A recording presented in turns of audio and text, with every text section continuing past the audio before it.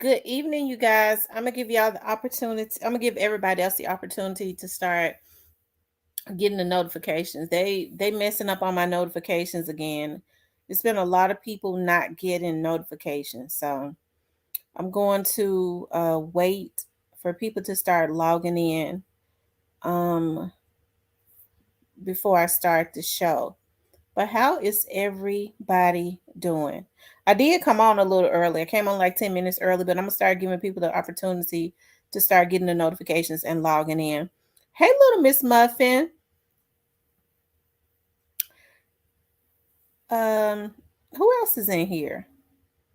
I got a guest that's going to come on tonight. Also, I have a guest that's going to come on tonight. Um,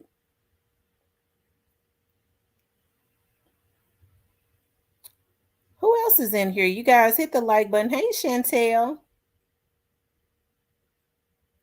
And you guys make sure y'all hit the like button as y'all come into the room. It's going to be a very interesting show tonight. It's a very interesting show. I think it is imperative that we talk about things of this nature also. Hey, Tyranny. Hey, Cleo Hall. Oh my God.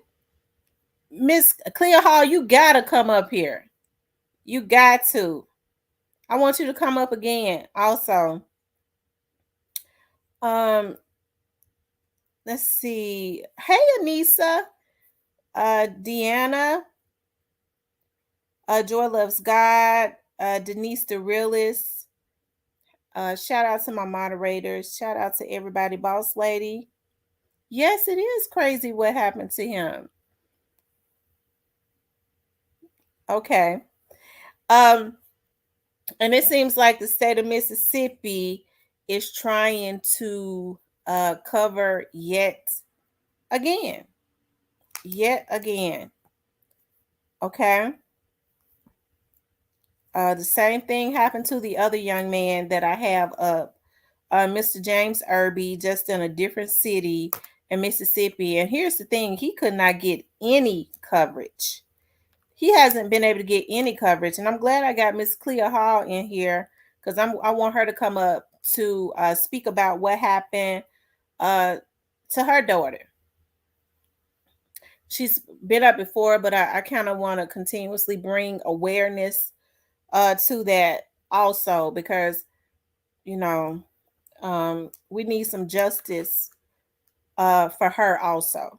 You know, we need justice for her. We need justice for all of the people who have lost or have, you know, unsolved situations, unsolved cases as it relates to their loved ones. Okay.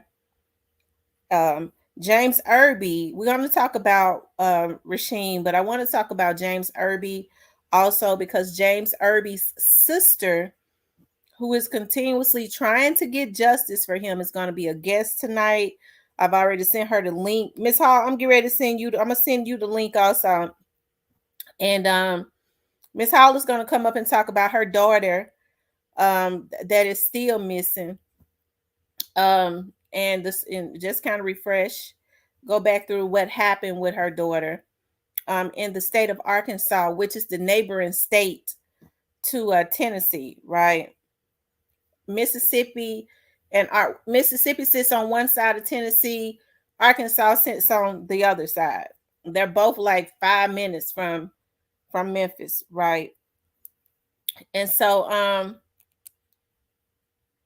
I know a lot of people are saying that they're messing with my notifications like crazy. I uploaded a video today and I see how low the views are because that's how I know when they're not sending out notifications. And sure enough, a lot of people were saying, I didn't know you put up a video. I didn't get a notification. I could always tell based on the views and how much, you know, that they're not sending notifications out. It's no telling what's going on. You know, some of these YouTubers are in cahoots with some of these folks that work at Google and at YouTube. So, you know, and that's true because I happen to, this ain't nothing I'm conjuring up. I was lurking one night. They tell everything. I got every video to give to whoever I need to give it to. So they he was, you know, this particular person was bragging. about how he had somebody that worked with him at YouTube. And so I was told that this particular person, he was one of the ones out of Dallas that was logging into my account, helping get hacking my account, and deleted some of my missing persons videos because he feel like he only person supposed to talk about missing persons. And then they say he the reason some of the girls going missing. So he's twisted and sick anyways. But anyways, he being dealt with. Okay, I'm telling you, I am telling you. Okay, yeah, that's what I was saying to people. Also unsubscribe and immediately subscribe back, and it may reset you all over again. Okay.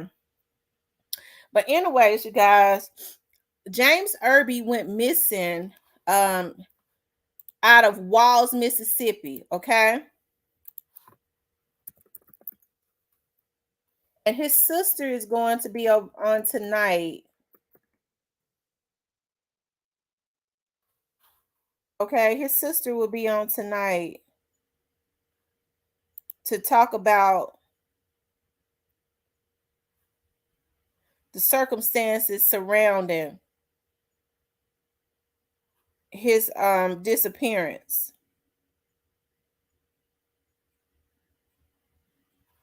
Okay, James went missing in 2013. And don't y'all know that he went missing in 2013 and you can't hardly get anybody to you can't get any, like, you couldn't. The NAACP came to my office.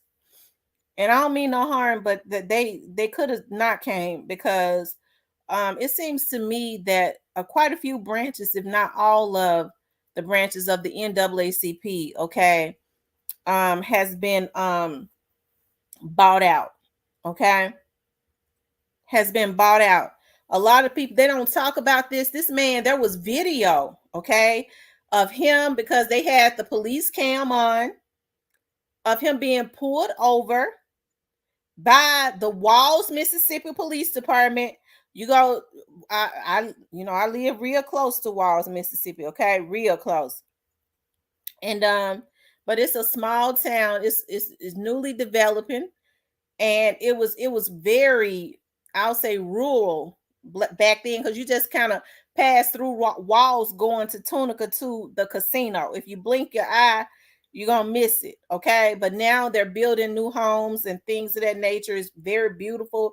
It's becoming more of an exclusive area because people moving to newer homes in Mississippi to also escape the crime that's going on in Memphis. The only thing about that is, even though a lot of those small towns in Mississippi had the crime under control, because a lot of the criminals scared to go to Mississippi because they're scared of being lynched. Okay, they're terrorized, but they're scared of being lynched. Okay, but the thing about it is, when you move to Mississippi, you also have to worry about the Mississippi police. Okay, because we know that there are a lot of racist cops that are still on the Mississippi Police Department. There are racist cops everywhere, but in Mississippi, it seems to me that they're able to get away with a lot of this stuff. Okay, and so once she clicks the link, and she's in the process of doing that, she clicked the link, she come up.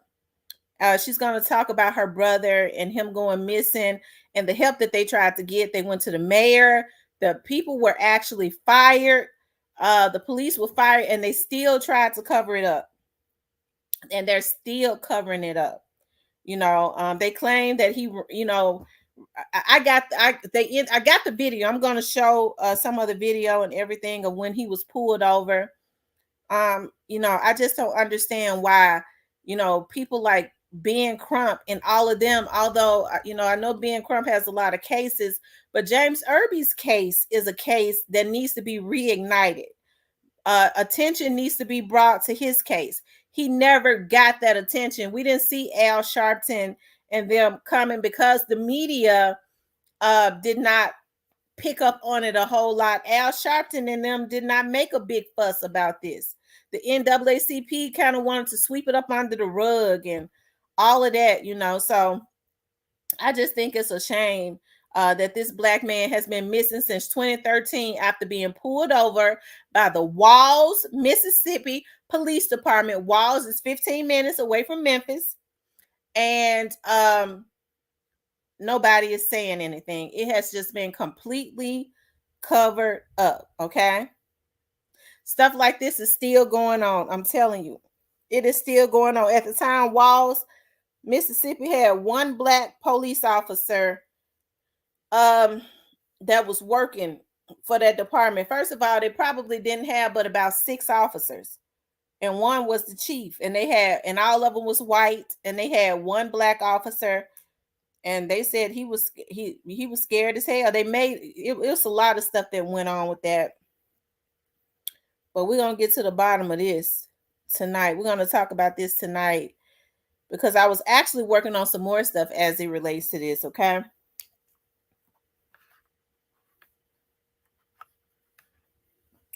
But I'm waiting for his sister. Hold on, let me make sure. Let me see.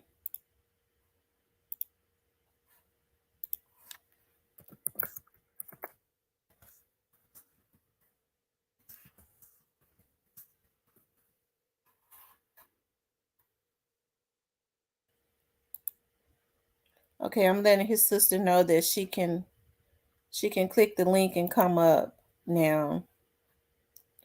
Whew, it is hot. The weather fluctuates so much.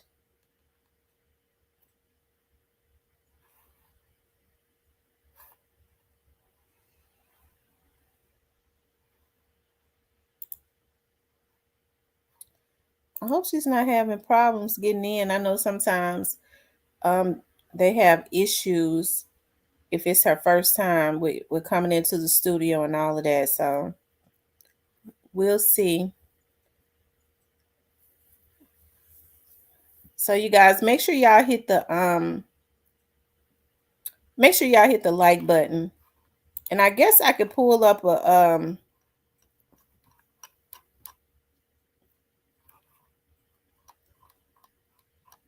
see if I could pull up the video.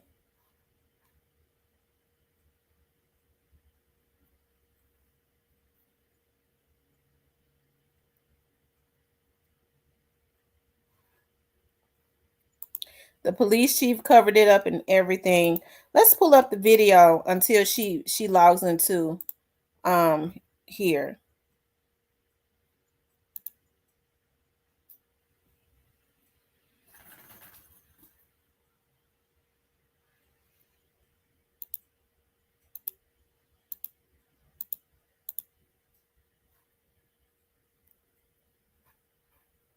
Hold on, you guys.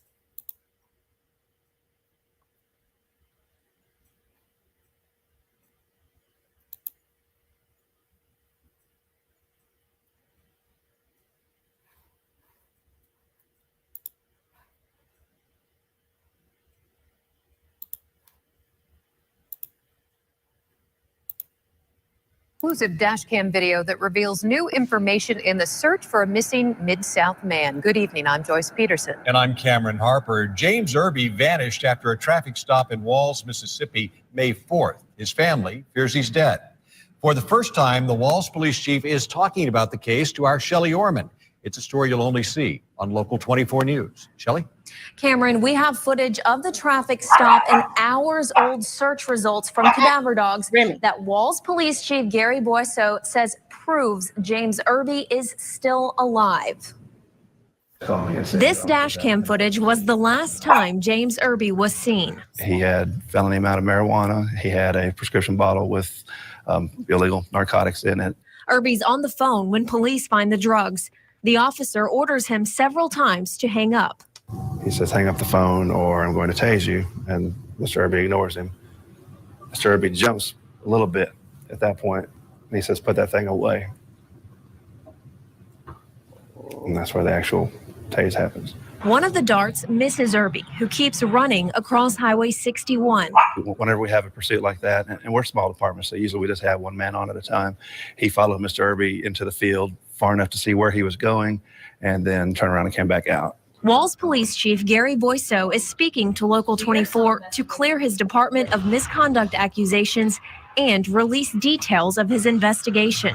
He believes Irby is alive and on the run. We rode the wheat fields, we rode the tree line, but it's a large area out there, and no sign at all of Mr. Irby. Search crews and Irby's family spent Thursday scanning the fields off Highway 61. They found nothing. Boyceau says canine results show why.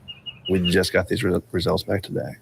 2 bloodhounds and their handlers tracked Irby this past Tuesday. Both had the same results. The 2 different dogs, 2 different sets that show him going in the field and coming back out and catching a ride south on Highway 61. Wow. They had no cadaver scent whatsoever. These are actual cadaver dogs where they're trained to sense death. If there's, even if somebody has died and it's under the water. The audio on your phone. Yes, ma'am. Yes, ma'am, it is. These dogs have been used in felonies and murders, and they are dead on accurate. Irby's heartbroken family swears they haven't heard from him. He'd be like, little bit, because that's what he called me, little bit, come and get me. Little bit, gonna go and get it, but this ain't happening. I have no idea what his motivation would be. But you think that he did get picked up on this last time? Yes, ma'am, I do. After that, no idea. No idea at all. Falls Police Department considers Irby to be a fugitive. Boyceau also says the FBI has cleared the department of any wrongdoing, but all of this is little comfort for Irby's family, who members are still left wondering what happened to him and where he is. Live in the newsroom, Shelley Orman, Local 24 News. The Reverend Calvin Butts was an incredible. Okay, you guys, his sister is trying. Hold on, y'all.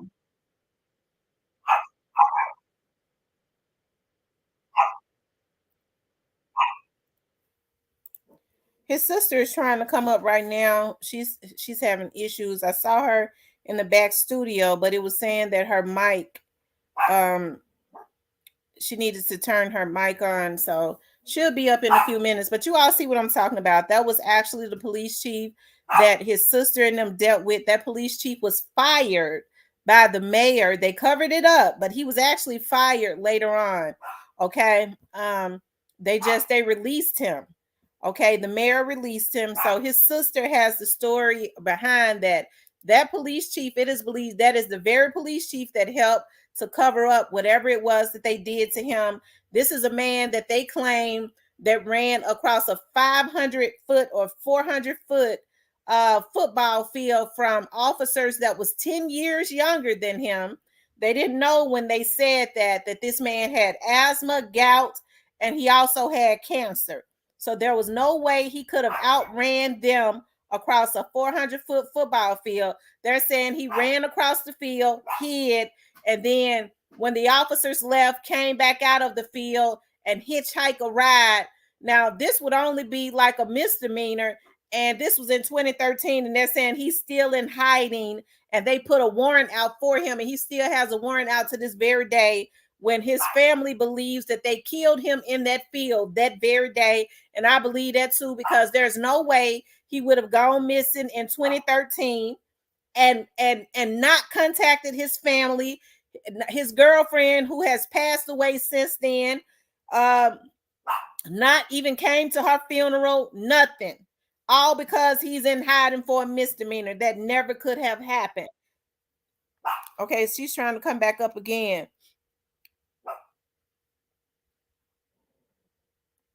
Hold on, it's saying, let's see.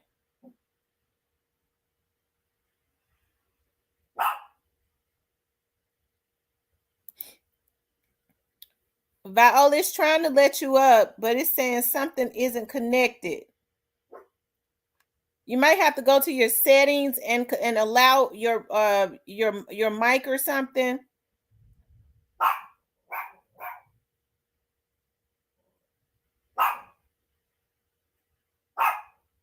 Remy, stop.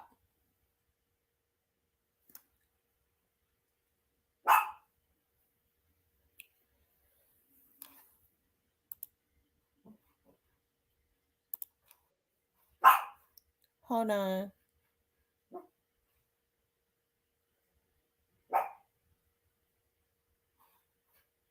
Let me see something.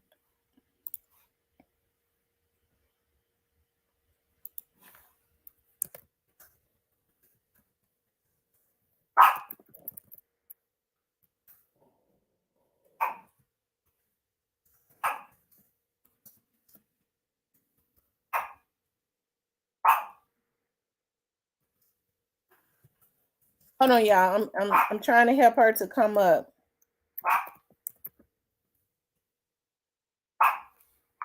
Viola, is it asking for permission to use your mic and camera? You have to click yes. You have to click yes.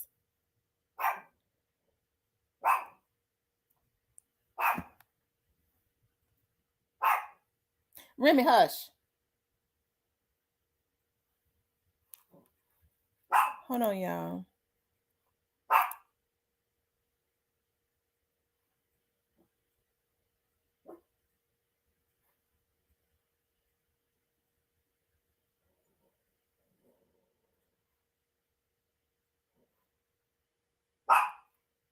Hold on, y'all.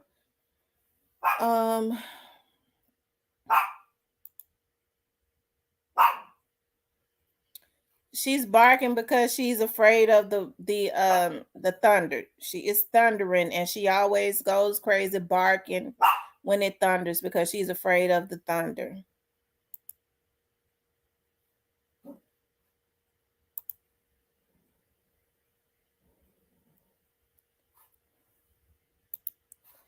I'm trying to think. When you're trying to use the studio on your phone, do you have to go through? Because normally it asks, do you give permission? Oh man, I'm trying to see how I can help to get her up here. I don't know if she needs to go to her settings, and so that her settings will allow her to come up here. I don't know when she goes to her set. Let me see on my phone. What you have to do with your settings when you go to your settings too, because normally it will ask you. Let's see, security and privacy.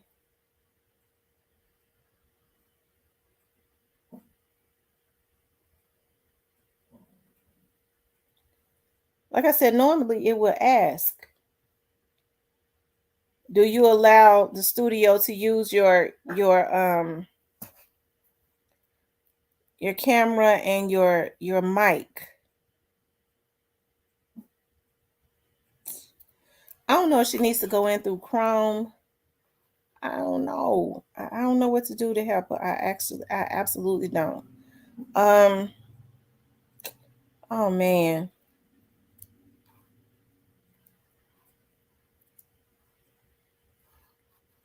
Hold on, let me see something.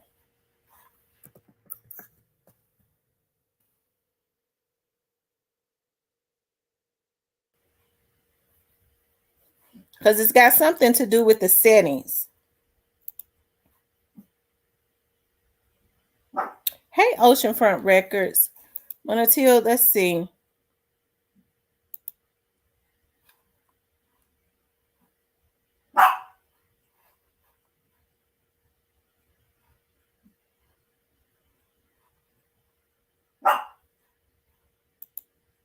I want to also show you all another video.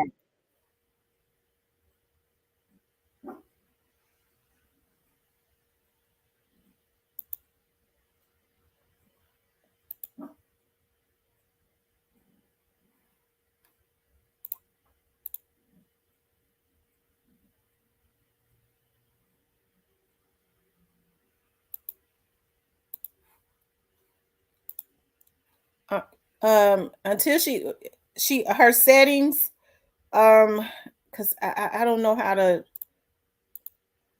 tell, let's see.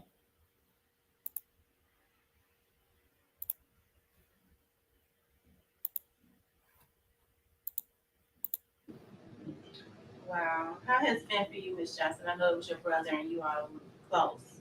It's very hard. Just like my mama said, it's very hard for the family not to know, what he is. That he's not saying anything. Mm-hmm. And the only thing we trying to do, is bring it, bring it to a close. So on May the 4th, that's what made it 3 years. And I did come to Wall and turn some rooms loose up there. And I continue to keep doing it until something. There's a resolution, something. Right. Now for those persons, we want to kind of start from the beginning. Kind of tell us, Miss Viola, about how your brother went missing, what happened. Starting from when your brother was on his way through Walls. Well, he called me that Saturday morning. He called me between 6 or 6:30. And he talked to me on the phone. He'll call me a little bit. And like I said, we always used to, when he called me a little bit, I called him a little bit. So we're grinning off and everything. And he said a little bit, he said, I'll see you when I get down there to the funeral. So I told him, okay. So he hung the phone up and he called me back, I said about 5 or 6 minutes. And he said, look, he said, Mama phone must be off. I said, no. I said, she got a new number. So I gave him the number and everything. He said, okay, I'm finna get ready and call Mama. And I see you at the funeral. I told him, okay. And so that was the end of it. So when I made it to church, that's when Mama was telling me about he had got stopped by one of Wild police officers. Said police had called her and told him that he had pulled Mr. Irby over and said everything that Mr. Irby told him was the truth. He was going to just write him out a ticket and let him come on to the funeral. So she said he was going to one of his cousin's funerals? He was going to Michael Johnson's funeral. I know they stated in the paper saying Michael Dotson or something, but it was Michael Johnson. It was my mama brother that already deceased. It was his child. Okay, so his first cousin. Right. Had passed. And he was on his way down there and said that Jenkins called the Wolf Funeral Home and verified was it a body going out. So the dude at the funeral home, which is Philip, he did verify that the body, was going out. And he spoke to his little brother. Just come on to the funeral. On his way back, he told me to stop through Wall and pay off the ticket. Never showed up. When my mama get a call back after we left the funeral, she see where Jenkins had called her back. So okay, so what she's basically doing is she's talking about what happened on the day that her brother, she's still in the back studio. It keeps saying you have to connect your mic. I don't know. Does anybody know about how the settings that she can go to on her phone to give StreamYard access to her mic? I know the hackers in here. I know they know how to do it. Can y'all tell me how to do it? Since y'all be sitting waiting in the background for me to drop the link so you could hack. Can you help us out? Can y'all help me for a good cause to tell me how to help her to allow StreamYard to access her mic? Or anybody that's not a hacker too can give some input on it.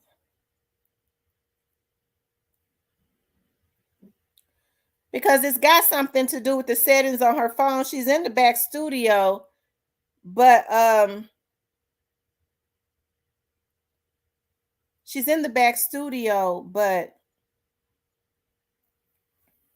it's not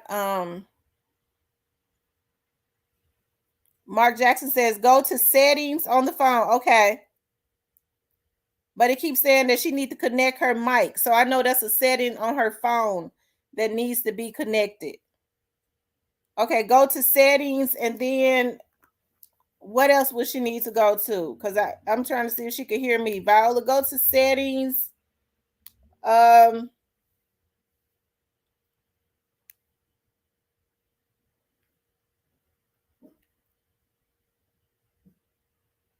trying to. Okay, I don't know if it's general.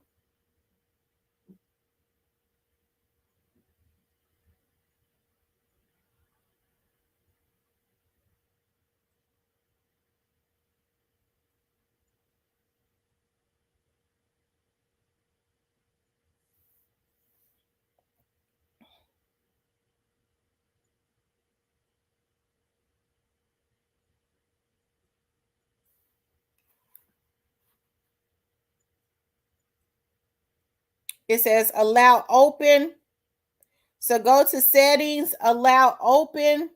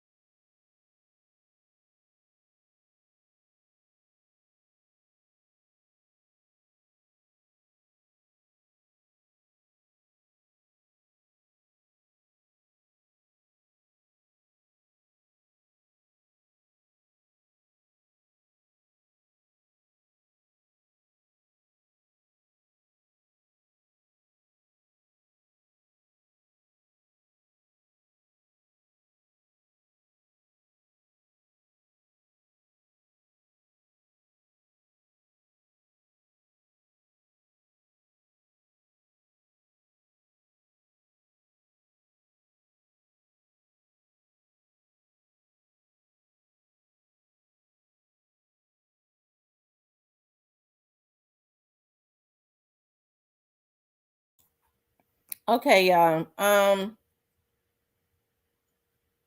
She has to change the settings on her microphone.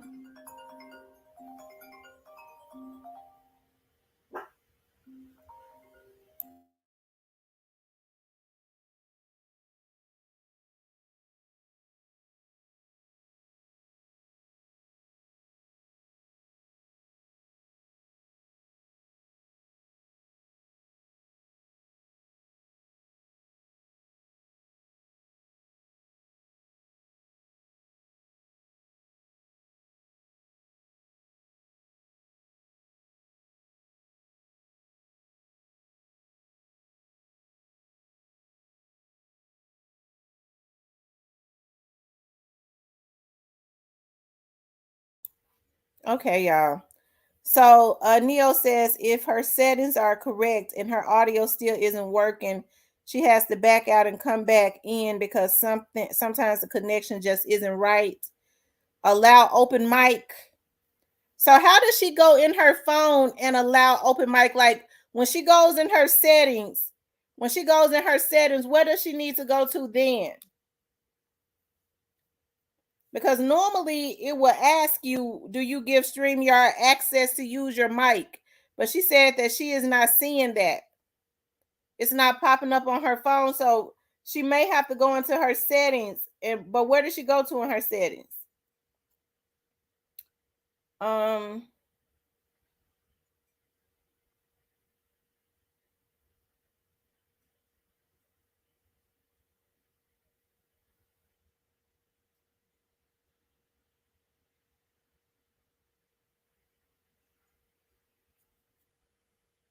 Does she go to microphone? Okay, yeah.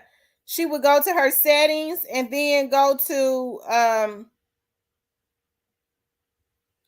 privacy and security and then go to microphone and then click on YouTube. Click yes for you. The turn on the green light for YouTube.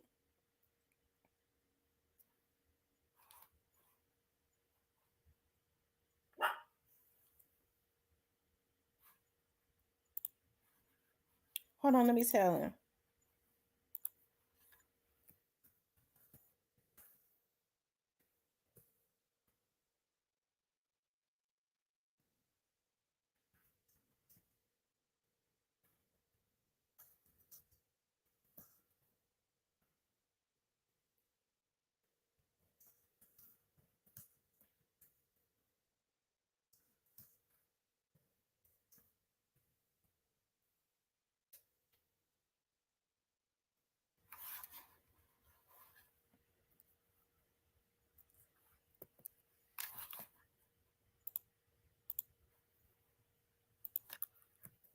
Hold on, y'all.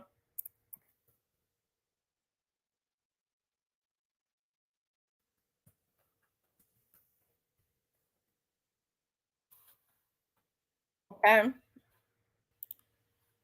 But what I was just showing you all, that was a show, one of the first shows that I did with them, like back, like, I don't know, 7 years ago, when they came over to my studio and they actually spoke about, what had happened to him. At that point, he had been missing for 3 years, right? And they actually spoke about how the Walls Police Department treated them, how the mayor at the time of Walls, which was a female white, treated them, and what they actually did to the one black police officer that worked for the Walls Police Department. Okay? It was just a lot of stuff that they did. And this small department actually brought in another department. Now, I'd never seen that happen, from another city, which would be Tunica, Mississippi. They had their police officers to come up here and supposedly they was assisting the Walls Police Department in trying to search him, but we think that they actually assisted because it was all white police officers. The one black officer that worked on the department was not even at work that day, right? So we believe that the Tunica Police Department came in to help to assist them in disposing of Mr. Irby's body. Okay. We have not been able to get Al Sharpton, nobody, because the media coverage was just not big enough. It did not have a whole lot of media frenzy behind it. So people like Al Sharpton, and I hate to say it, and Ben Crump, and a lot of them don't have interest in cases that don't have a lot of media attention, although Mr. Irby's case deserved just as much as attention, right, as anybody else's case. The NAACP came to my office the second time that I interviewed them. The NAACP came to my office because we was consistently trying to bring media attention to what happened to Mr. Irby. You couldn't get any of the politicians, definitely not in Mississippi, but you couldn't even get any Memphis politicians to want to do anything about what had happened to Mr. Irby. So when we started going, I started going to the Memphis politicians. They said, well, you know, this is Tennessee and that's Mississippi. That's the excuse that they gave because it wasn't a lot of media attention and it didn't benefit them, right? But meanwhile, Mr. Irby has been missing since 2013, and they're still sticking with that he ran from police officers that was way more in shape than him. Like his sister said, at the time that they said he outran them across a football field, Mr. Irby had gout, he suffered with asthma, and he was in stage 4 cancer. So there is no way in this life that he could have ever outran a bunch of police officers that was in shape and way younger than him. Mr. Irby was about 55 years old at the time, right? And so what they did was, let's just be honest, they killed Mr. Irby. Once he got out of the camera's way, he said that it was a taser. I believe that it was a gun. I believe that it was a gun, and he got mad at Mr. Irby, maybe because he felt like he didn't comply, and he shot him. It got out of hand, and he shot him, and he called the other police officers to back him up. We see that police chief is consistently lying. Why in the hell would Mr. Irby hitchhike and get out of town and go into hiding for a damn misdemeanor and not contact his family for 10 years? Mama, nobody, mother at this point, now his mother is really sick, very close to his mother, still has not contacted her. And their excuse is it is because he ran from the police 10 years ago and he got that misdemeanor warrant and he don't want to go to jail because a misdemeanor warrant, he won't be in jail no more than 48 hours. So he goes missing and stay away from his family all this time to never be heard from again because of that. And we have allowed, the officials have allowed the state of Mississippi, as well as leaders on the outside, have allowed these cops to get away with that. When we know darn well that they killed Mr. Irby. Okay. So then what ended up happening was the same. Tell her to restart her phone. Okay, I'm gonna tell her to restart her phone. Okay.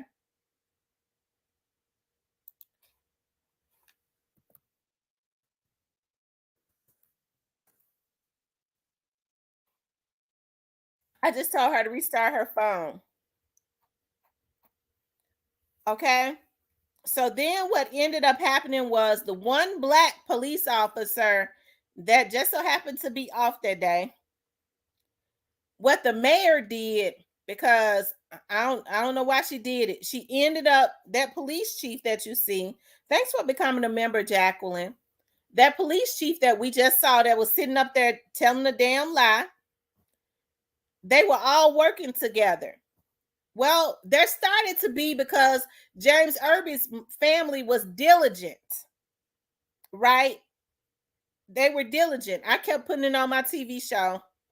They were diligent and trying to keep media attention going. So when James Irby's family started talking about a lawsuit, what happened was that the mayor, who was a female white at the time of Walls, Mississippi, ended up, she had to fire the police chief because of the pressure. And so what the police chief did was he ended up threatening the mayor. He threatened to come to her house and kill her, right? She didn't press charges or nothing on him. That, to me, that was weird that she didn't do that. And I think it was because they all, that's all their little secret. They know that that officer killed him, and that she probably was involved in telling them, we can't afford to, they think that's a black man anyways. They don't care about his life. James Irby's family is really supposed to own the state of Mississippi, if nothing else, the city of Walls, right? And so she kind of went along with the cover up. Okay. So then what the mayor did, I guess out of her guilt, the one black police officer that was on the Walls, Mississippi Police Department, I guess so that he would not feel any, if he started to feel like, well, I'm a brother and I'm dealing with, working around these racist officers, and, I can't let them do that to another black man. I'm a black man. What she did? She fired the police chief, that white guy that we just saw, and made the one black man the police chief. Okay. She then promoted him to police chief to ensure that he would not talk, because now he's appointed. He's the head person, which he probably, hell, in a department like that, the police chief probably make but damn $30,000, maybe 40. Okay. I'm being sarcastic, but he probably wasn't making that much. Okay. She's trying to come back in again. She restarted her phone. It's still I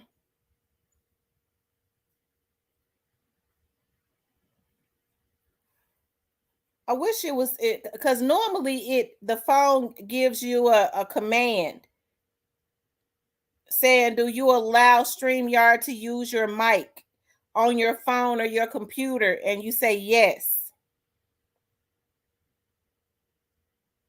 And it's still not letting her up. And I really want y'all to hear from her firsthand what they have gone through, how this family has been completely disrespected. This man has been gone since, this man has been missing. They killed, them police officers killed this man, and I know they killed him. Back in 2013, his family has said themselves on my TV show, they said they love him to death, but they know he will never come home again because those police officers killed him when they pulled him over. And we know that happened.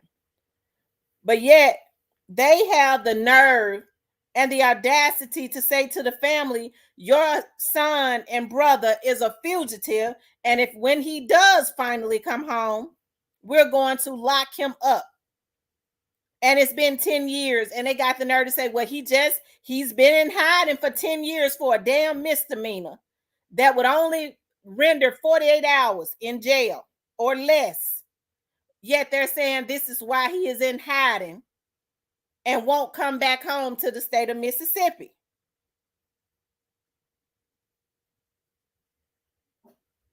Yeah, it's saying it's a connection issue.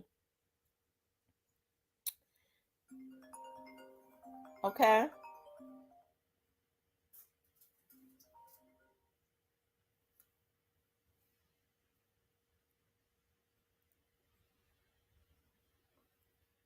So I want to show y'all a little bit more until we get this connection issue figured out, because I want her to come up too. When she called him back to see what was going on, that's when he told her that he fled the scene. And from there we. Now, when he told you that he fled the scene, did he say he fled on feet? He just said he fled the scene.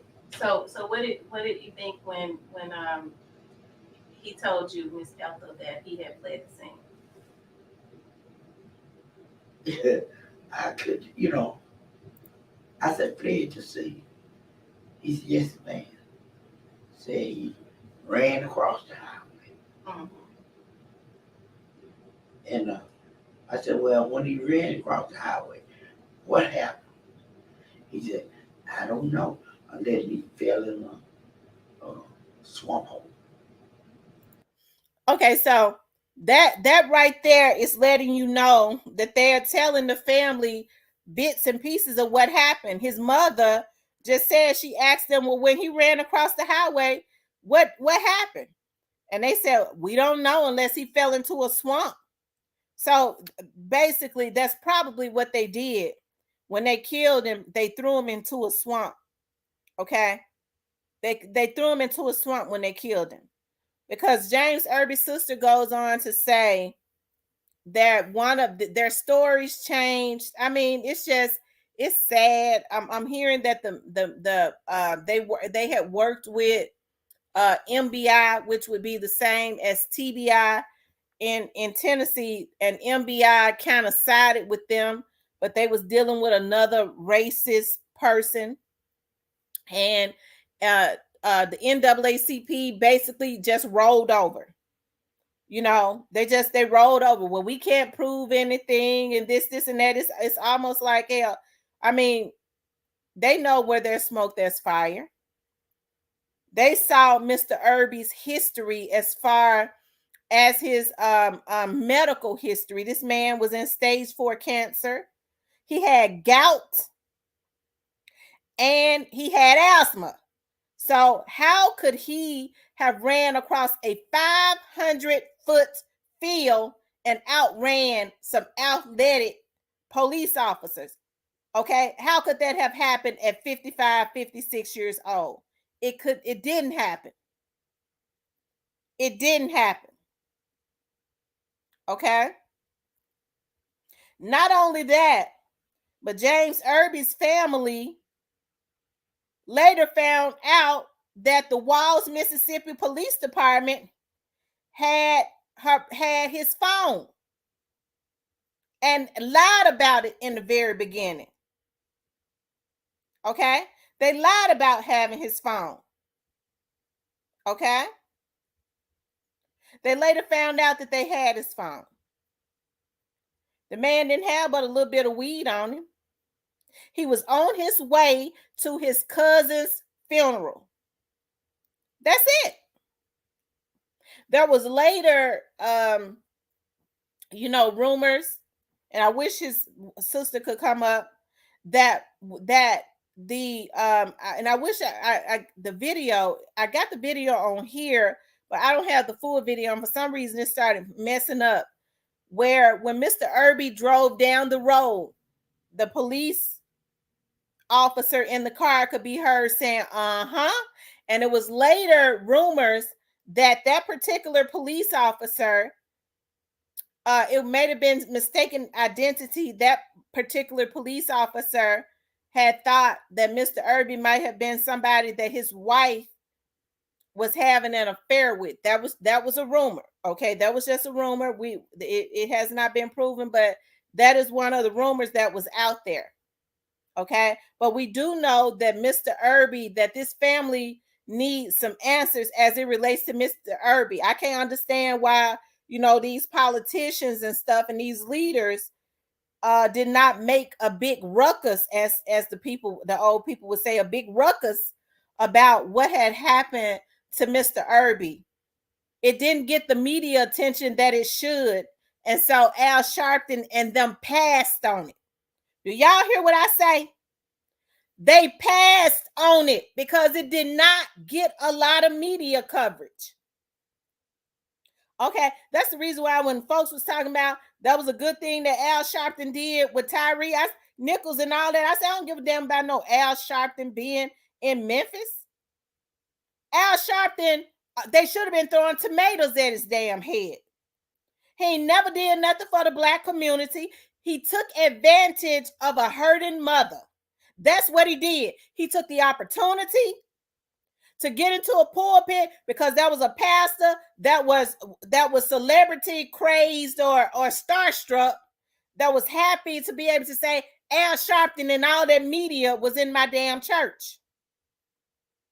Okay, so you didn't see me other than talking about them officers needed to have their ass in jail, but I just was not gonna praise them like people wanted me to do. I wasn't gonna do it because I understood what was going on.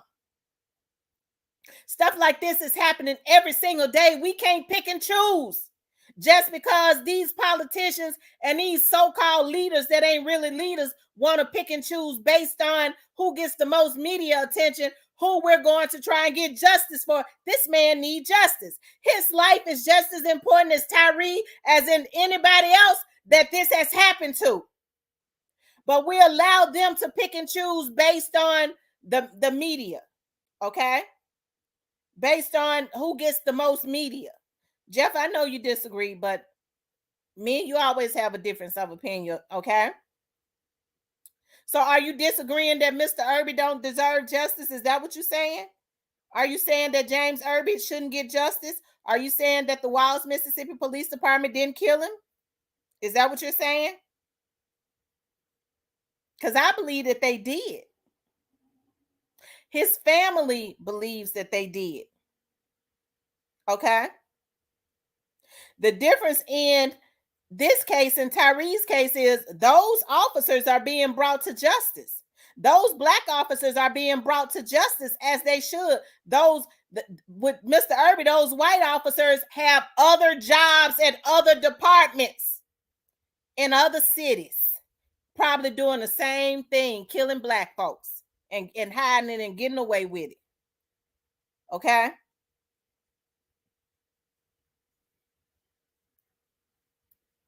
Okay. I agree with you, Caramel Kimmy. I absolutely agree with you. I believe they threw him in the sewer hole. I believe that 100%. Okay. I agree with you, Demo Republican. I agree. Okay. So James Irby. Okay, I just wanted to get that straight, Jeff. James Irby deserves justice. He deserves justice. Just like Memphis police brought those black officers and bringing those black officers to justice for what they did to Tyree, those white officers should not have be allowed to work. They were fired, but now they're working in other departments in other cities. Hell, one of them working for the was the one that actually pulled him over was working over at the University of Memphis on as a campus police or something. And there's a whole lot of black students over there. But they're able to live their lives while this family continually try to get justice because the mayor and all of them wanted to cover up what happened. Okay. They wanted to cover up what happened to James Irby because they know that this family is really supposed to be millionaires. They're really supposed to own the city of Walls. Really, they ought to go after the state of Mississippi.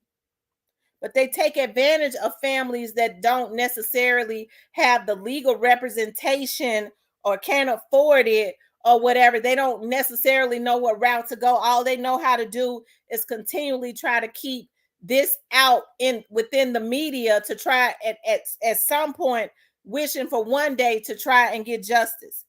And now Miss Viola is saying that her mother's health, because this was like 7-8 years ago, is starting to fail. And all she says is, I want to know what happened to my son before I leave here. And the Walls, Mississippi Police Department is saying, well, he's still a fugitive for justice. I could see if he was wanted for a homicide. But the man has a warrant for a misdemeanor, and they say he's been in hiding for 10 years so that he won't have to face justice for a crime that'll only have him in jail for 48 damn hours or less. Okay? And so that's what I'm talking about when I say these injustices are continually happening. We saw what was that? The senator wanted to bring back lynching, or was it lynching in the state of Mississippi? He wanted to put that back on the books or something like that, hangings or something like that. It's definitely an insult. It's an insult. Okay? And unfortunately, I guess she wasn't, I'm going to have her up here one day. I really wanted her to come up to talk about all that her and her family has had to go through as it relates to trying to get justice, trying to get people to be interested in what has happened to her brother. You can't get people to show an interest anymore.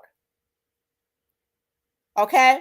Because like I said, once the Ben Crumps and all of them take a look at it, they go, oh, this is old, it didn't get a lot of media attention. It's going to be hard. That's a darn shame.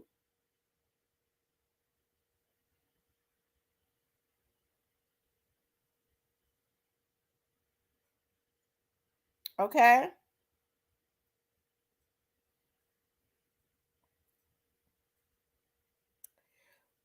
Miss and so listen, yes. So that his girlfriend, when he was on the phone, when y'all saw him on the phone, I'm gonna see if y'all can see this. When he was on the phone, because this is when it started, my video. I don't know when I uploaded, it started messing up. It ain't never been something. Never. Wow. And then Chief Gary up and say, how you gonna say he come across the road? Dog lost the scent. The dog probably did lose the scent. Lose the scent from where you done went out there that night and got that body from. Mm-hmm. And went across that road now. Mm-hmm. Said the dog lost the scent as he crossed that road. Said it was a car on down the road waiting on him. How you gonna stay as a car down the road waiting on him? You mean tell you sit up there letting this victim get away and get on another car? So what you see now is you saw where the police officer came back from over across the road after he said he chased him. Of course, the family said that the video had been edited. It had. And he goes into Mr. Irby's car. Well, he hadn't killed him. I think he was laying over there in that field and he was waiting for the other officers to get there. Okay? Hold on. You're not going to go and chase the car. Change the car down. See what color the car was. Then sorry that this is happening and your family have to go through this. And okay, so here it is again. That's Mr. Irby standing right there. And if it can't be, Mr. Irby was talking to his girlfriend. She could hear verbatim everything that was going on. Being injustice with those politicians there in Walls, Mississippi. Then Walls, Mississippi. There's a lot of this. I'm sick of Black person. They need to be sent upstate. Okay. So that's him standing right there talking on the phone to his girlfriend. They get out of the camera's way. Hold on. In closing, I gotta ask to him that said. Okay, and then all of the other officers started to pull up. Hold on. Over to try and plant drugs on the one Black officer that they had on that department. I guess he wanted him gone. That bad. He had to say that. For some reason, it's not showing it really good. I would have to show the raw footage. But, going back to the one Black officer that was on the department, once the mayor started feeling a little bit of pressure and fired the police chief and also fired the officer that pulled him over, they promoted the one black officer. That means he was appointed at that point and she could control him, right? So that was to ensure that he said nothing that could have happened. Well, the officer that pulled over Mr. Irby got mad that the mayor promoted the one black officer and planted meth.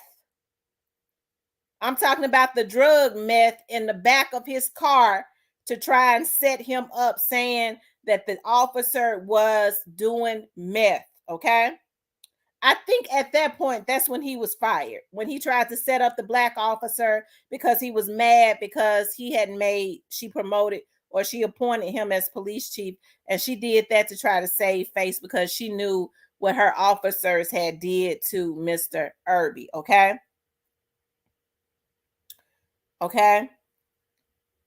So did they kill him or cover their asses? Yeah, they killed him. They killed him and covered their asses. That they did both. They did both. Okay. So Mr. Irby is still missing. Yeah, Mr. Irby is still missing, and the family is still trying to get justice for what happened to Mr. Irby. Okay. They're still trying to get justice. Hold on 1 second. Let me see something.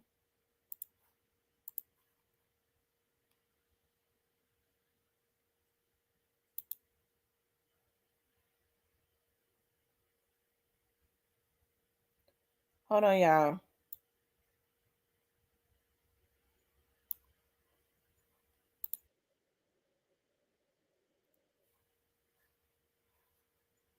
Okay, here's a picture of what Mr. Irby looks like.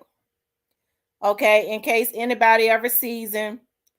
Of course, his family says that they know that nobody will ever see him. They said that in this video. She said, I know that nobody will ever see him because they killed him. So at this point, they just trying to get justice.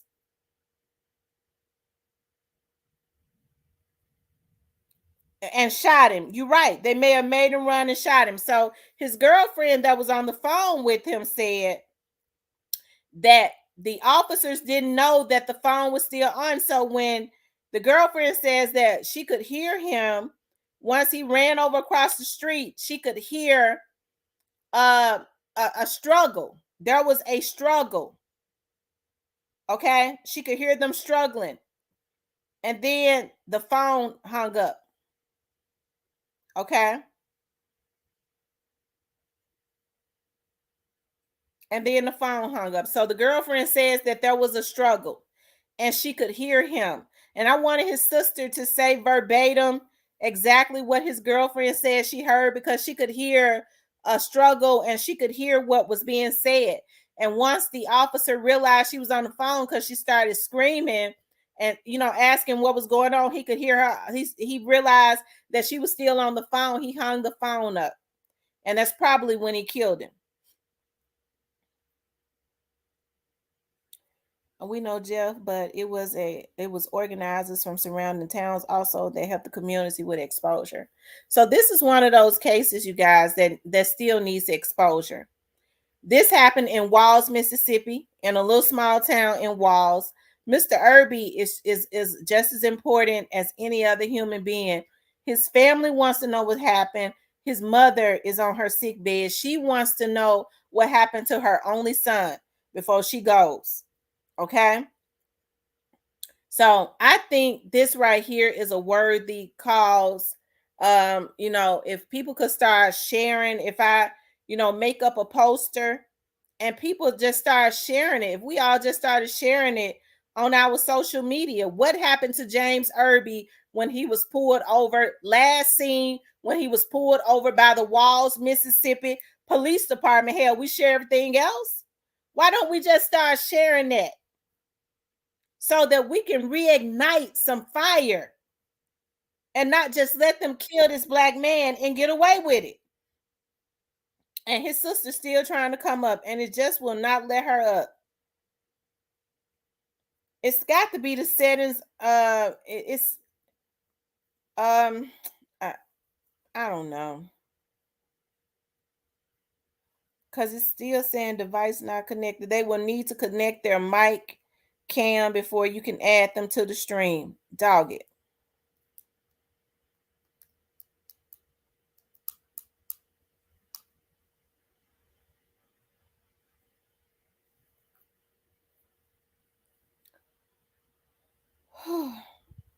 Well, what I'm gonna do is I'm going to make a poster tomorrow, like a little a little poster, whatever, with his picture on it. What happened to James Irby? Last seen alive after he was pulled, before he was pulled over by the Walls, Mississippi Police Department, gone missing without a trace. I have it on my YouTube wall, community wall. Y'all download it and start sharing it on your social medias and asking everybody else to share it, and then start bombarding the Walls, Mississippi Police Department. There's a new police chief that now they can't keep no police chief. So now they got a new one, and start bombarding them with phone calls asking them what happened to James Irby. We want to know what happened to James Irby. And don't let them say, well, he got a warrant and he fled because he got a misdemeanor and he in hiding for a damn misdemeanor. A class D misdemeanor, which is a joke. And so he's gone missing, hitchhike a ride out of the face, off the face of the earth, in hiding because he don't and ain't reached out to his family to say, look here, I'm somewhere.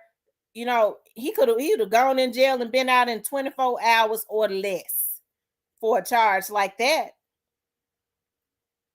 So they're really insulting our intelligence, and the mere fact that the NAACP allowed them to tell them that black man, I wanted to say some real ugly things to him, but I respect my elder when he said, well, they say he fled because, he got that wand. It's some people that don't need to work for certain things, okay? Especially if they don't have no fire in them, okay? It's two people you don't need to work for a cause. That's a scary Negro, okay? And a cuckabug head Negro. Okay, that's an Uncle Tom. Okay? Because they hurts the cause more than anything. Okay? Yes, they did. They killed him. That's exactly what they did.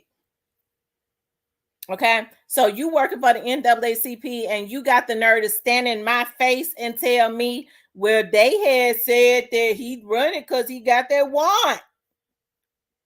Man, you know damn well a misdemeanor warrant, a class D misdemeanor warrant, would not have a man in hiding for 10 years. It's going on 10 years, May the 4th. Right? 10 years without a trace. This man supposedly in hiding for a class D misdemeanor warrant that probably just get him processing. He wouldn't even have to spend no time in jail. Okay? So we want justice for this family as well. They deserve justice. Just like they was speeding. I know Tennessee and Mississippi, two different states. Okay?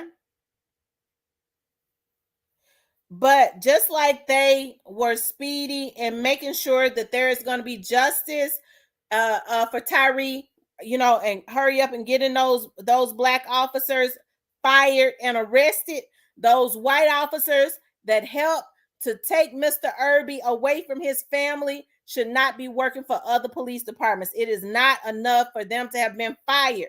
And they didn't even fire them for that. They fired them for that, but they tried to say it was for something else.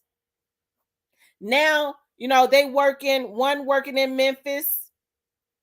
Last I heard, working for the University of Memphis. Now it's a lot of, what if he get that urge again? He get mad at another black person. He decide he want to kill one of them kids over at the University of Memphis. He living his life. I was looking at him on his Facebook page one day. He living his life. with his family and partying and stuff like that. And that's the very officer that pulled Mr. Irby over. He the one killed him. That police chief gone on working for another city in Mississippi, helping to lynch black people probably. So, you know, we're going to bring some awareness to Mr. Irby's case, you guys. Social media is very powerful at this point. And if we start sharing this and we start not only bombarding the Walls, Mississippi Police Department, because see, that ain't enough, because they ain't gonna give a damn. Bombard the Walls, Mississippi Mayor's office and the Attorney General's office, and start trying to see why MBI couldn't find that there was no fault with what the officers did. Why? Because they're covering up for them. And then get the media, start sharing post videos about this on social media, and that's when we're gonna start seeing something happen. Okay. All right. So his family has said that they feel like that he is dead. Hold on, she's trying to come back up again. Let me see if it's gonna let her through. It keeps saying devices not connected. I hate that so bad. I don't know how to tell her to go in her settings to allow YouTube to use her mic.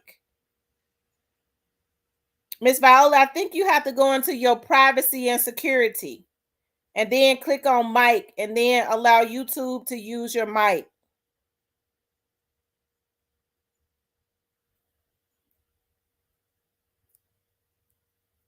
Okay. Well, Jeff, you know, we all just, hey, we all use it. We all say Uncle Tom. When we think of Uncle Tom, we think of a certain thing. Okay. I'm not the only one. Everybody. Okay. But I'll go read about Sambo. But I bet you everybody on here know what I meant when I said Uncle Tom. Because, see, Jeff, I know you feel like I'm hard on black people. And, Jeff, I feel like as a black woman, okay, being an African-American woman, I can't get on here and be fake and say black people do everything right. Because a lot of what goes on in our community has a lot to do with us. Now, I would have to say we don't know everything because a lot of things have been hidden from us. But a lot of this stuff that go on can be controlled if we came together. If people don't say, look here, we got to get this here right. This ain't right. It'll continue to go on. But folks don't want to do that. Okay. All right. But my dad always gave me the definition of an Uncle Tom and an Aunt Jane. Okay. I listens to him. But I'll go and look up what you say too, Jeff. Okay. Anyways, you guys, hopefully she can get her mic to working. Definitely, hopefully she can get her mic to working. Okay. Because I want her to come up because Miss Viola has a lot to say. She has been continually trying to get justice for her brother, and she deserves to get justice. Her family deserves justice for her brother. It is not right for them to think that they could just kill this man and has gotten away with it for 10 years and nothing happens. They've gotten away with it and living their lives, working other departments and things of that nature, while this family struggles to try to find out what has happened to their loved one. And it's just not right. Okay? It's just not right. Okay? Thank you, Miss Robbie. Hold on for a second, you guys.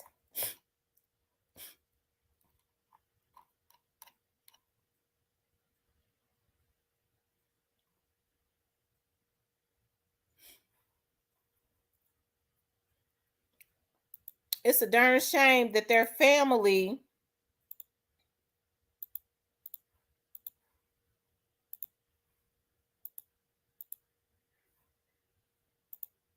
hold on.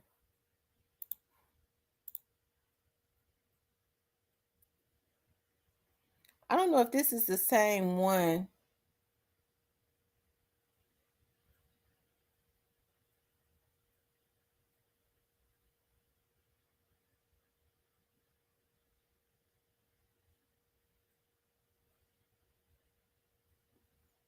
Start your career with ScanSource. We're hiring full-time reach truck operators, pickers, and invoicers at our South Haven Distribution Center. Clean, safe environment, benefits, and competitive pay rates. Apply at scansource.com. Commission. Happening now, a man is missing after a traffic stop took a bizarre turn. It happened in Walls, Mississippi. That's where Action News 5's Michael Clark is tonight to explain. Yeah, Ursula, James Irby Jr. was pulled over by Walls police, and his mother says he took off after the officer smelled marijuana, but he hasn't been seen since May 4th, even after multiple searches by both family and investigators. A field in Walls, Mississippi. I just want my star.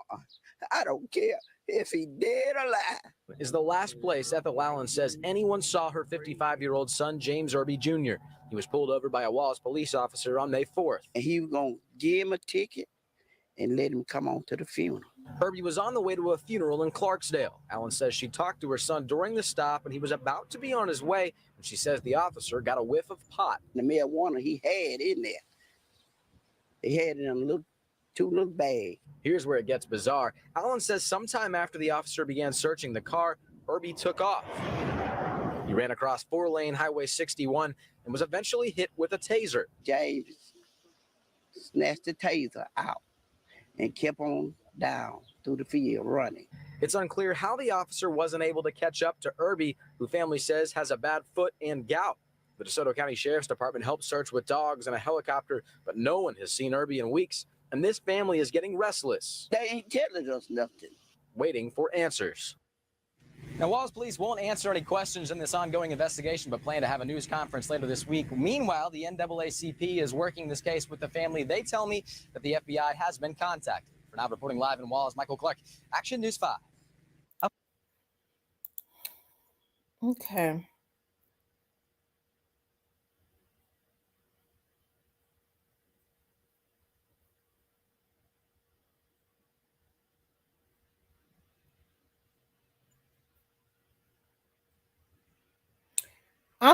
But Jeff, I'm from the hood too. I know all black people are not bad. I would never say all black people are bad because I understand that all black people are not bad. I grew up in the hood. My dad grew up in the hood. By the time my granddad and them got out the hood, my dad was 18. So he grew up in North Memphis. Okay? I grew up in South Memphis until I was about 12 or 13 years old and still got family there. So I was still in South Memphis. Cousins still in the streets of South Memphis. I understand that all black people are not. I would never say that. I'm from the hood too.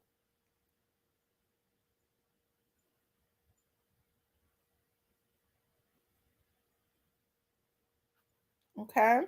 But I understand what you're saying though, Jeff. Me and I'm gonna have you up here one night. We're gonna have a debate, okay? But y'all, we definitely have to bring awareness, okay? We have to bring awareness to what has happened to James Irby, okay? What happened to James Irby? Because his life is just as important. You heard what his mother said. They ain't telling us nothing, okay? They didn't know that this family was going to be as diligent as they were. And now the mayor is not the mayor anymore. And the new people that come in say, well, we don't really know nothing about the case. How you going to be the police chief and you got all the files and things of that nature and you use that as an excuse? A new mayor come in and you say, well, that was on somebody else's watch. We don't know anything about that. That's what you tell this family, and their loved one is missing under suspicious circumstances. And it appears to us that the Walls, Mississippi Police Department killed him. We know they killed him. Okay? That's exactly what they did. And see, what I thought was when this happened, I thought that the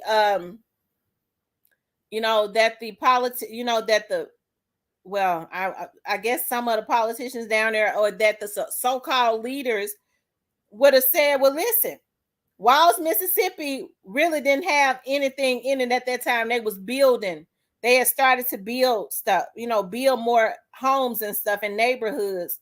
But we thought, at least that they would have said, well, listen, don't go buy no homes in Walls, Mississippi. They're trying to do new developments. Don't go down there and buy. We're afraid that we're going to go missing. So we can't go to Tunica. That's how they was making all their money at the casino. You have to go through Walls to get the Tunica. So we can't go to Tunica because we scared to drive through Walls.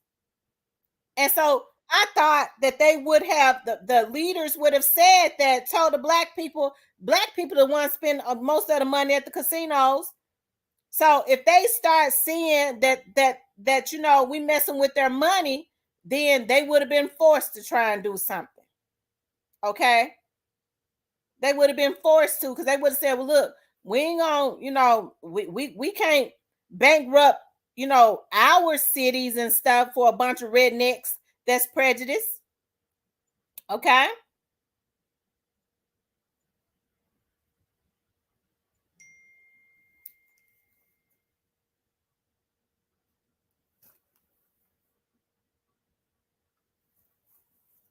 I'm so tired of this lady calling my phone. Okay?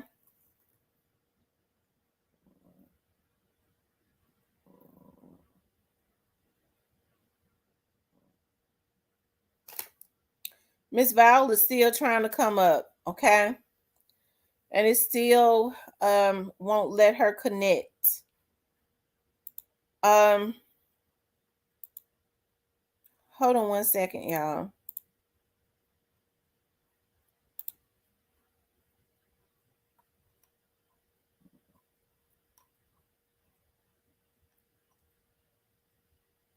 And what's so sad about it is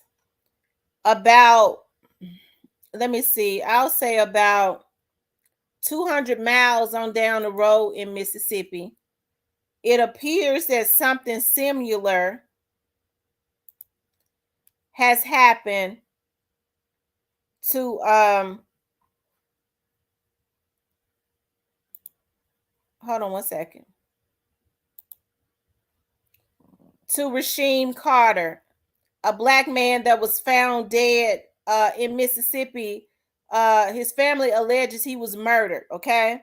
And they're saying that he ended up dead after some white men that was following him in some trucks, okay? I'm trying to pull up the video. Was taunting him. Ben Crump is on that case. It's got a lot of media attention, and I'm glad that he is. I'm not mad about nobody getting media attention. Let me just get that straight, okay? Because he deserves it. But I'm just saying all of them do, okay?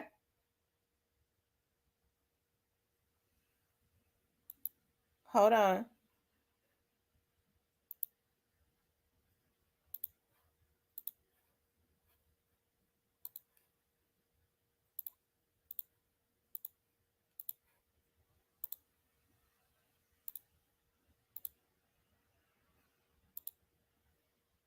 Justice for Rasheem Carter. From the chanting, Justice for Rasheem Carter, to these signs, Justice for Rasheem Carter, it's clear that family members and friends want someone to be held accountable for the death of 25-year-old Rasheem Carter. This was not a natural death. This represents a young man who was killed. Well-known civil rights attorney Ben Crump gives the gruesome details on how the Jefferson County man was found. His head was severed from his body.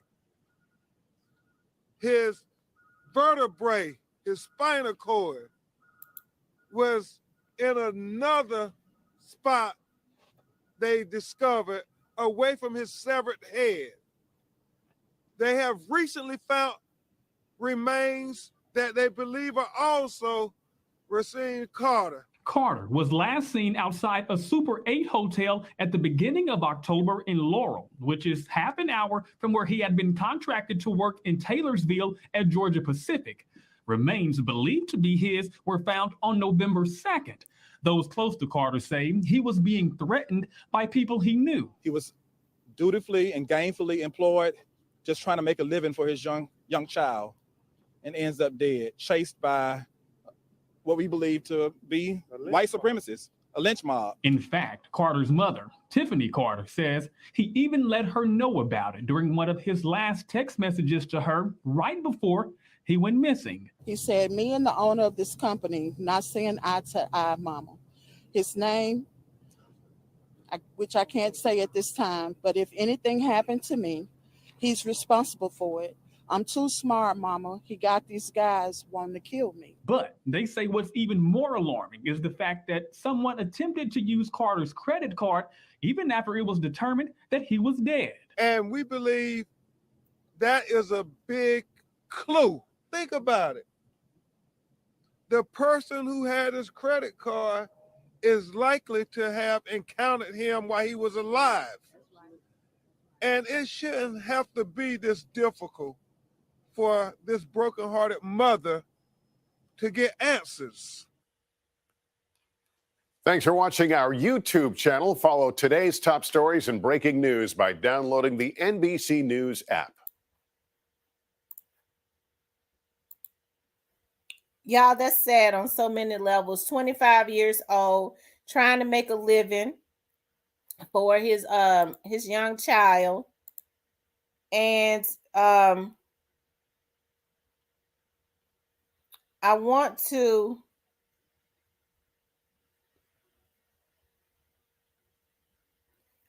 to read exactly what the police is saying, because the police is brushing it off. Okay? The police is brushing it off. They says that October saw Rasheem Carter go missing in Jackson, Mississippi. According to reports, Carter was chased by a group of white men before his fatal encounter. However, when the police responded to Carter's family, they said that there was no foul play. Instead, they claimed that animals likely dismembered his body.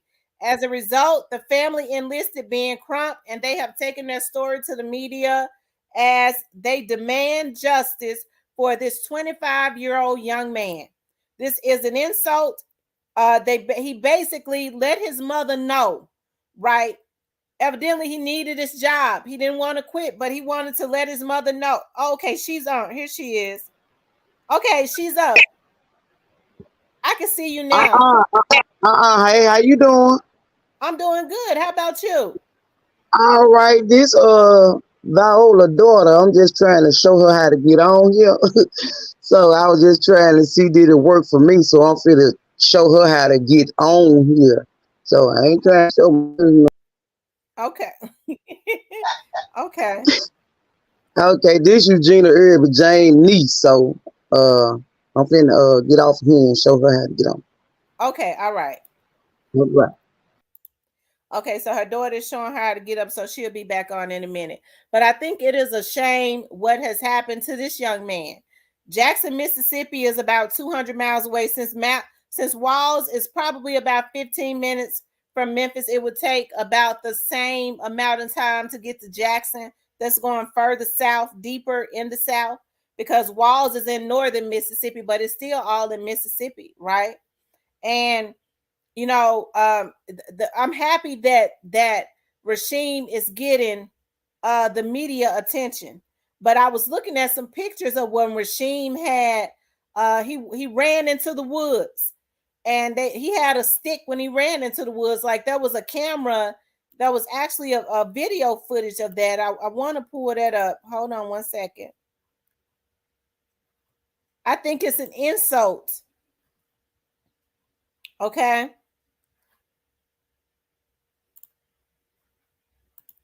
Hold on for a second.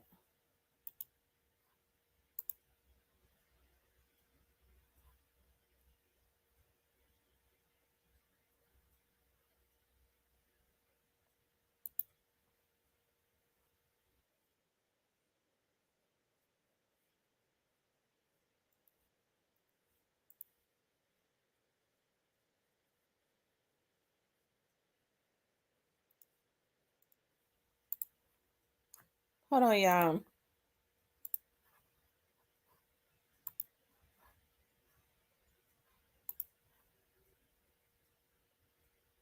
On the U.S. Department of Justice to step in. Leah? Melanie, the state medical examiner's office was not able to determine a cause of death for 25-year-old Rasheem Carter. His family believes there was foul play, so their attorney sent a letter to the Department of Justice asking them to get involved. We want to warn you that some of the video is graphic and could be disturbing to some viewers. 25-year-old Rasheem Carter of Fayette was contracted to work in Smith County last year. Carter went missing in October after texting his mother that his life was in danger. He said, me and guys.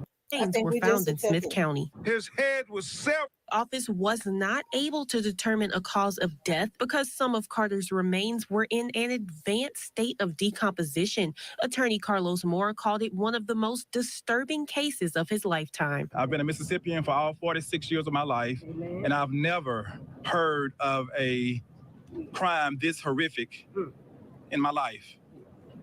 I was not living during the time of Emmett Till. I heard about that and read about it in the history books, but I thought we had progressed in Mississippi. The Smith County Sheriff's Office is leading the investigation, and the Mississippi Bureau of Investigation is assisting, but his family says more needs to be done, so attorneys sent a letter asking the U.S. Department of Justice to get involved. We need the highest levels of law enforcement to administer justice for Rasheem Carter as if he was your child. The Smith County Sheriff says he's waiting for the findings from search warrants to come back. He also says he welcomes the involvement of the Department of Justice.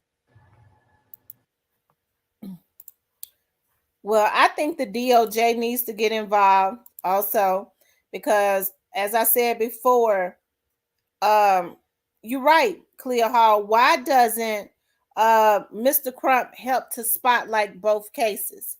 I think that would be awesome. He needs to spotlight both cases because they basically just, James Irby's case is just gone, cold, unsolved basically because the Walls, Mississippi Police Department is saying he's a fugitive on the run. He's running from the law when they know full well that they killed him, right? With this young man, hopefully he'll get some justice. I don't have a whole lot of confidence in MBI. That's the Mississippi Bureau of Investigations. Hey, rest in peace, young dog. Because the Mississippi Bureau of Investigations let Mr. Irby down. They said that they couldn't find where the Walls, Mississippi Police Department had did any wrong. Okay, that's the same MBI. That's probably why they're trying to get the Department of Justice to get involved because they're probably trying to sing that same tune as it relates to this young man's case, Rasheem Carter, because the Jackson Police Department is singing another tune. If they're saying that the animals did that in order for the animals he had to have been dead, right? Somebody killed him. But now they're trying to play that game that they don't know how he died because of the decomposition. They know that whoever those white guys were, killed him. And unfortunately, because like they said, he's just trying to make a living for his small child, these folks at his job wanted to kill him. He couldn't quit his job. He stuck it out, and these dudes killed him. And they should not be allowed to get away with this, okay? They shouldn't be allowed to either.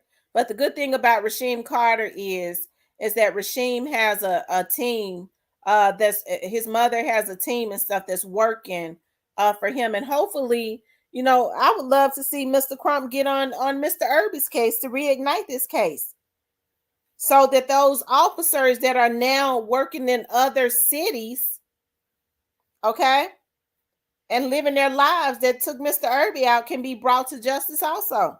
And Mr. Irby's mother can finally get that peace that she has been looking for, that his family can finally get that peace that they have been looking for, because according to them, they know that he is no longer with us. And they know that the Walls Police Department has something to do with that. They just want to know where his body is and they want the people that killed him to be brought to justice. Those are the only two things that they want.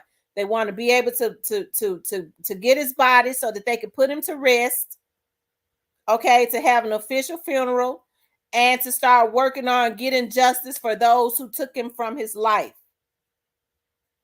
Okay? That's true, Jeff. I will. That's a good idea. Okay?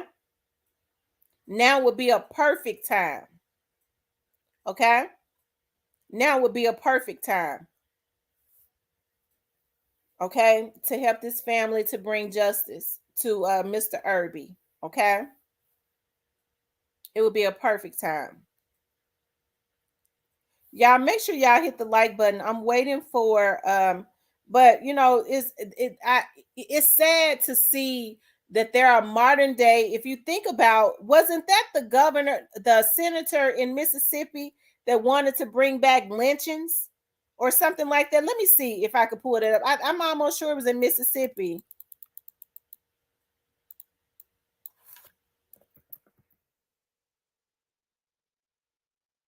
Hold on.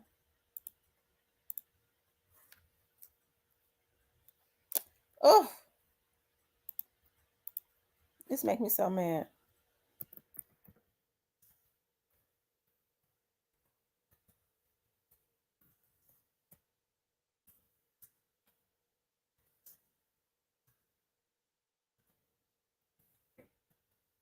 Hold on.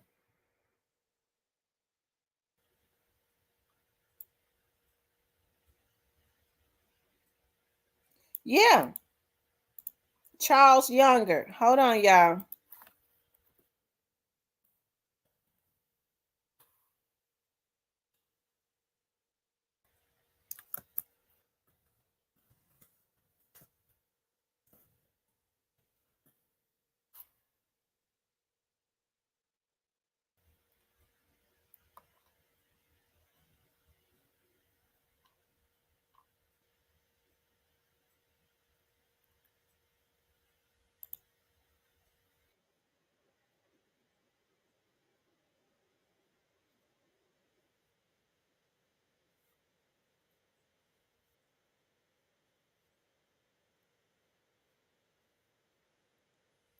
Hold on, you guys. I'm looking for that video.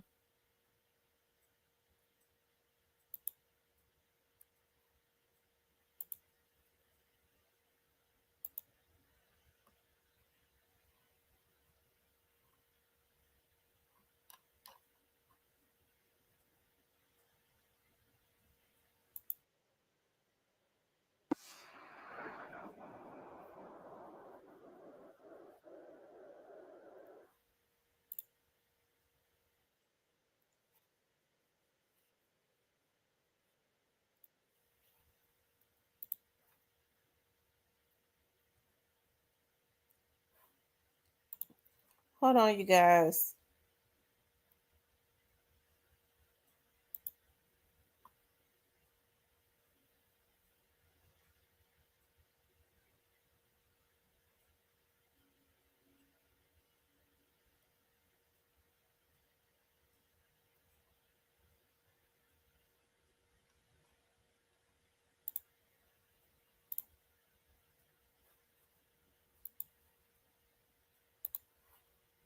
Okay, actually, they're saying it was a Tennessee Republican that wanted to bring back hangings. Okay, but it looks like Charles Younger is a Mississippi.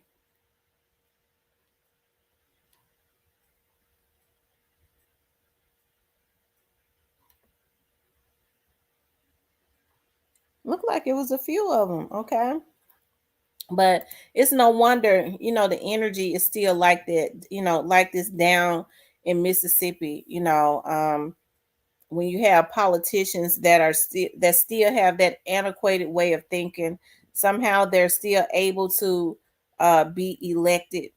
And it seems like to me, you know, that's a bold move, you know, to say, you know, let's bring back hangings, you know, to just say that, okay. he should not, as an elected official, have felt comfortable to say that, knowing how many Black people were hung, how many Black men and women were hung, you know, in the past, you know, because of racism and things of that nature. And to say that with the history behind that, it was absolutely cruel to say. He should not have felt comfortable, and he should never be elected for anything else ever again. Okay. But this is the energy. I was looking at, there was a Republican in Tennessee that said it also. That's what I was like, because I know the younger guy was in Mississippi, but hell, it was a Republican in Tennessee that did owe that. So I'm like, my goodness. And looks like one down in North Carolina too. I said, Lord have mercy. But see, this is the energy of a lot of these politicians. They're getting bold. And so that's why, you know, people get mad. You know, I always say that we have to organize and get people like this out. These are the lawmakers. We be mad at the wrong stuff, okay? We start looking at the wrong stuff. It's people like this that is in Congress and in the Senate and places like that that we really have to pay close attention to, because they can change laws, okay? They can help to write up laws, okay? That never should have came out of any politician mouth that looks for the people to elect them. Even if he felt it, he shouldn't have been comfortable enough to ever say it. So that lets me know that he feels comfortable in his stance on whatever he thinks. He does not care about the history of what happened to Black people, okay, as it relates to lynchings. And he feels comfortable enough to feel like he could say it and then be reelected again, right? Okay. He feels comfortable enough to say it and know that he'll be reelected again, when actually his career should be over. See, these are the types of people that we have to pay close attention to, because they can always make laws less stringent for people like these white guys that chased Rasheem Carter into the woods and killed him.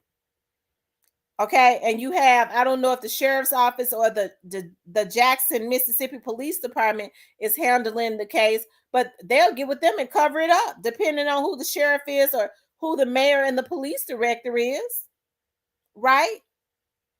I think that Jackson has a Black mayor. You know, I don't know. Okay. That's right. He had to have discussed it with someone. So that's why I say, y'all, we have to pay extremely close attention to these politicians, because they make a difference. Okay, it makes a difference. Okay, who we elect.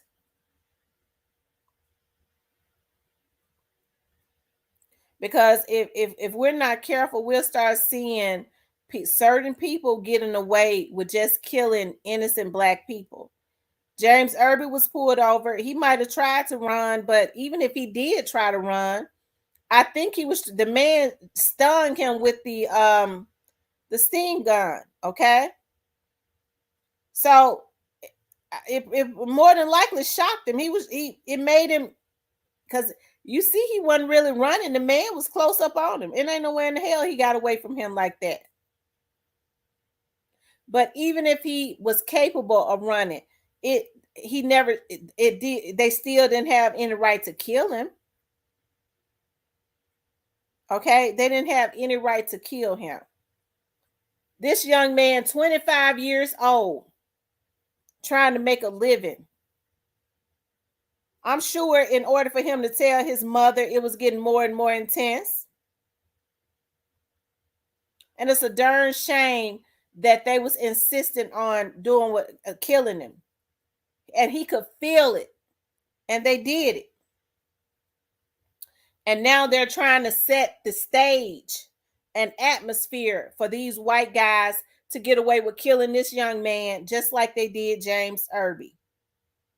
And we cannot allow, stand for stuff like this. Okay? Instead of trying to, use your energy to try to hack and to try to stop somebody else, they need to put that energy into, trying to, use them simps that they have working with them to start pushing flyers and stuff like that. because it could easily be in there at their own front door if we don't start speaking about stuff like this and letting them know that Black lives really do matter. Okay? You guys, please hit the like button. Let me see how many likes we got. Y'all hit the like button.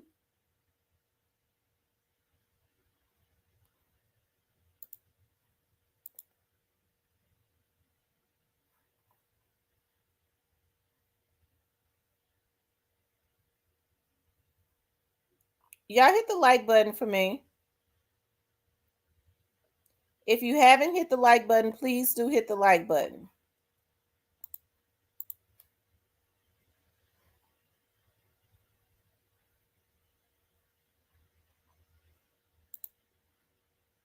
Hold on one second.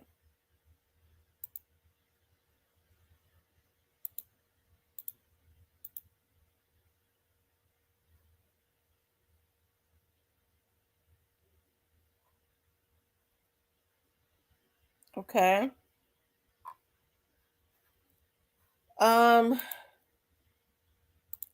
Let me see.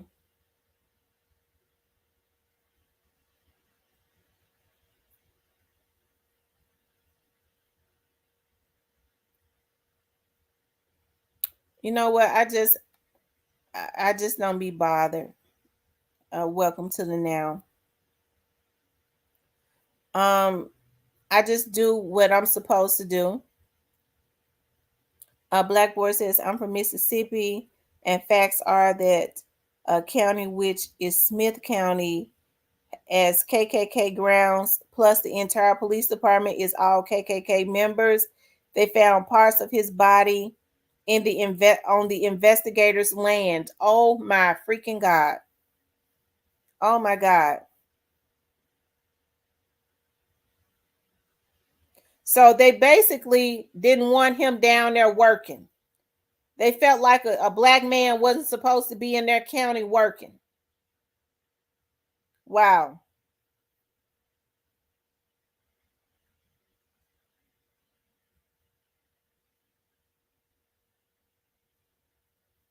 Wow. They thought a young black man was not supposed to be down there working. I'm sure once they couldn't bully him away because this young man was determined to make a living for himself. Okay.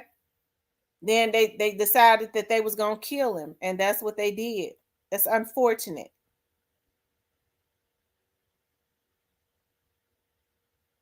That's unfortunate. Okay.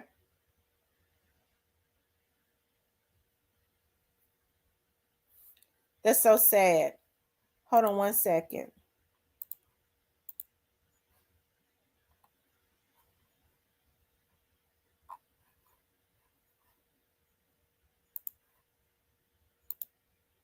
Hold on, you guys.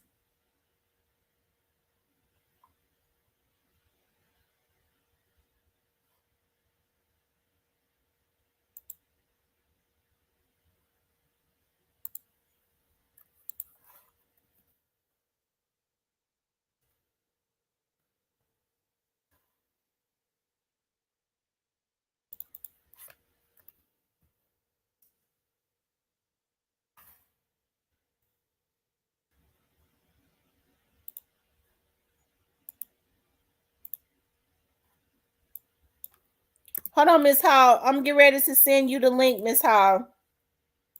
Miss Hall, if you're still on here, I'm sending you the link to your social media.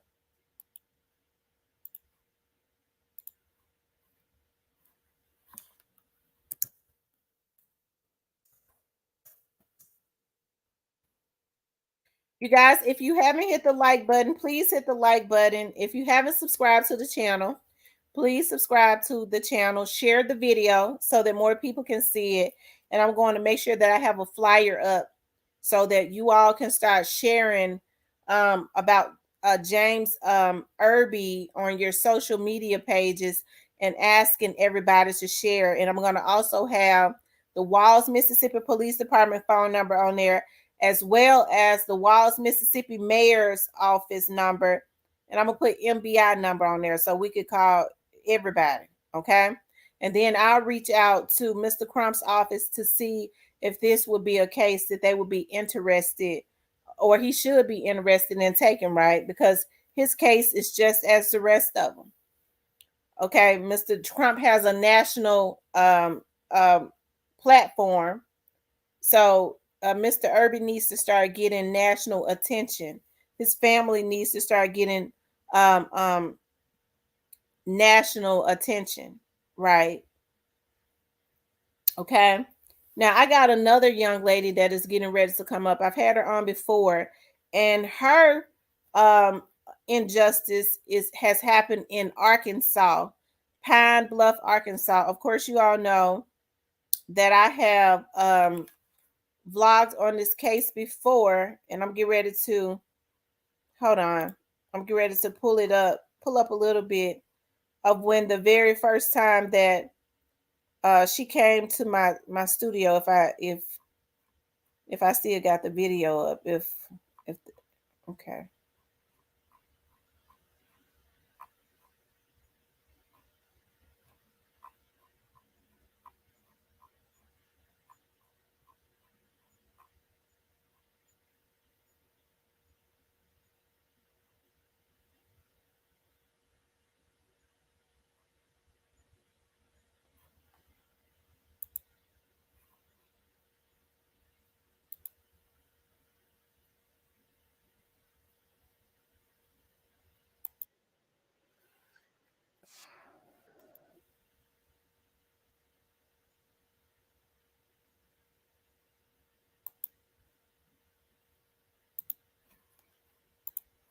Y'all make sure y'all hit the like button.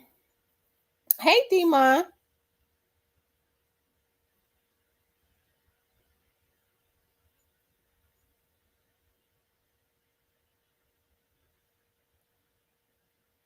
Oh, we're getting ready. Her mother is getting ready to come up right now to give us an update also on her case, Cleo Hall. I just sent her the link.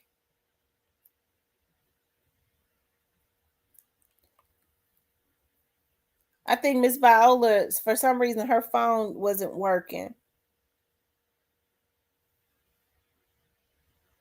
Or the settings. It wasn't a phone, it was the settings.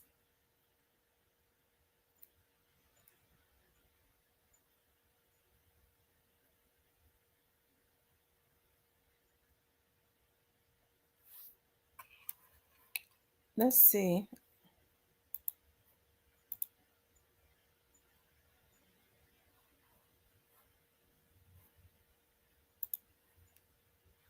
So rest in peace to Rasheem Carter, and may there be justice. May his family get complete justice, as well as James Irby's family.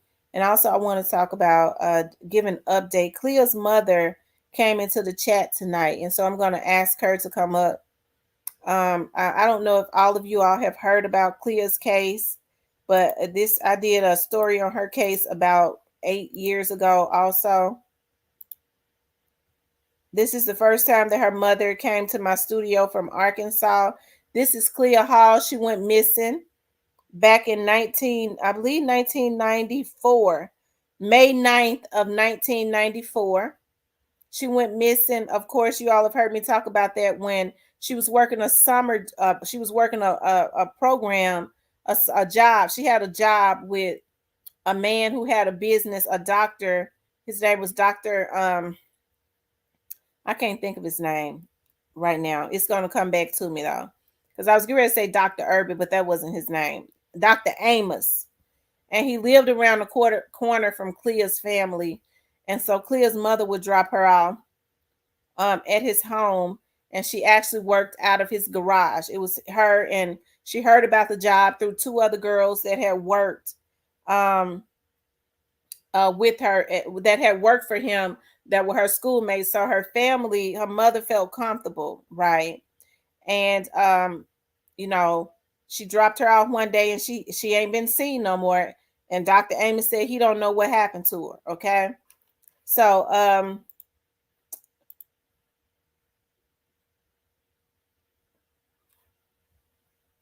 Miss Hall, I dropped you the link on your Facebook page.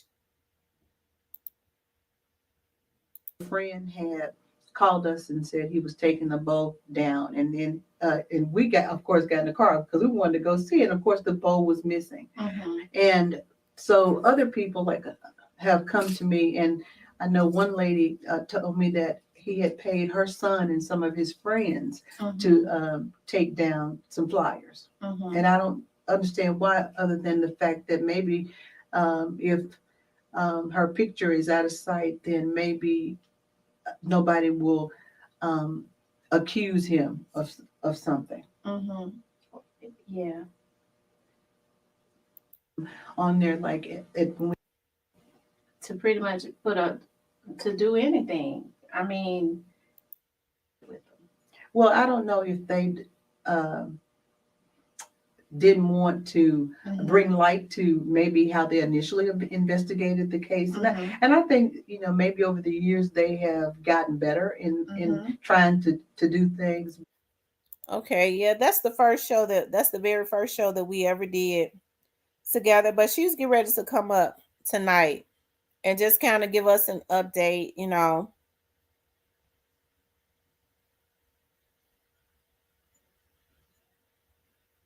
Black Boy says at Lucky Knuckles, animals do eat flesh, but he went missing for months. They left him on the investigators' private land after they killed him. Of course, the hogs and birds would eat him. Wow. Absolutely. Use that energy to get justice for the people. Miss Hall, are you still in here?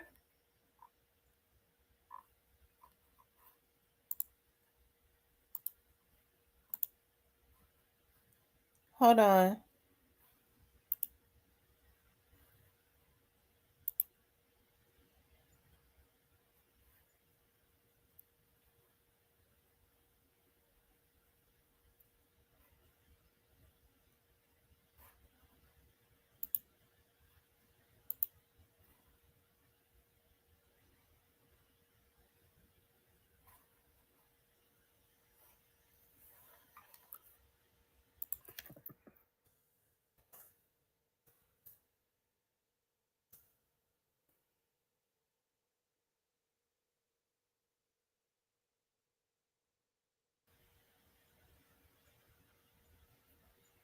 Okay.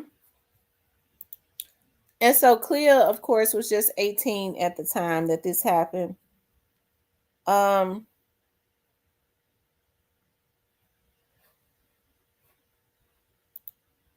Mississippi is still burning, and to be honest, it never stopped burning. Wow.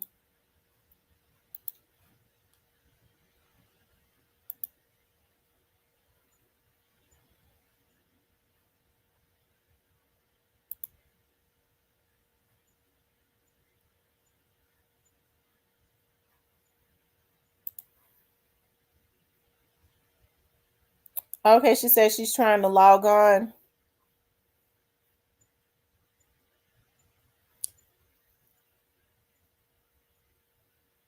Okay.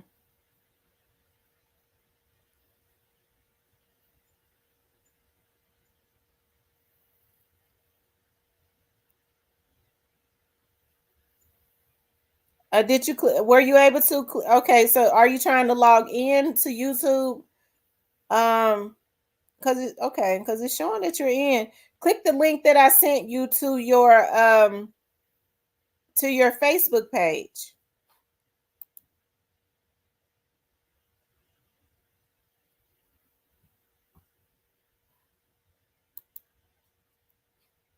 Instead, they have a tendency to be more what's the word that I'm looking for? They have a word to be more trust. They have a tendency to be more trusting. You know what I mean? And we want to be there to protect them. So that's definitely not being mean. My mom and my grandma was very protective of me, and as a result, my kids say all the time, "Mama, we don't get to do this. We don't get to do that. Oh my God, you're so paranoid." But my grandmother had saved me from a lot of stuff. Just because she instilled in me, you don't do this, you don't do that, and I was able to recognize dangerous situations. Otherwise, that's what I'm aware that she is missing. He wouldn't let the dog. One thing that I've learned over the 20 years is, look here, we should have did this, but they'll just brush it up under the rug. I'm waiting for Miss Hall to log on, you guys.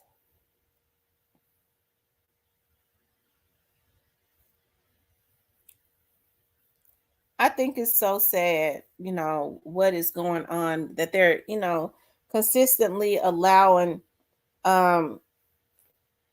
people to lynch Black people. And of course, they understand that poverty ignites crimes, and a lot of these drugs and stuff that they put in our communities turn a lot of people barbaric, and it's so much Black on Black crime because people are starving. Like it's sad what a lot of this stuff is engineered. Like it's sad. Like if they're not killing us, they put us in a position to kill each other. Rather it's with the drugs that make a lot of these people barbaric that they put into the community, or with the poverty. It's sad. It's sad.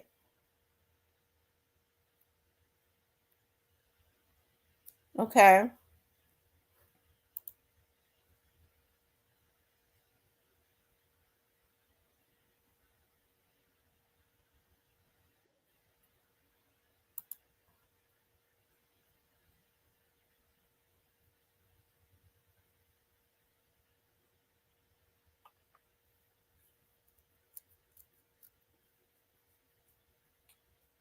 Miss Hall is saying, okay. How you doing, Miss Hall? Uh-oh. It went right. At first it let you up, and then it's saying now device is not connected.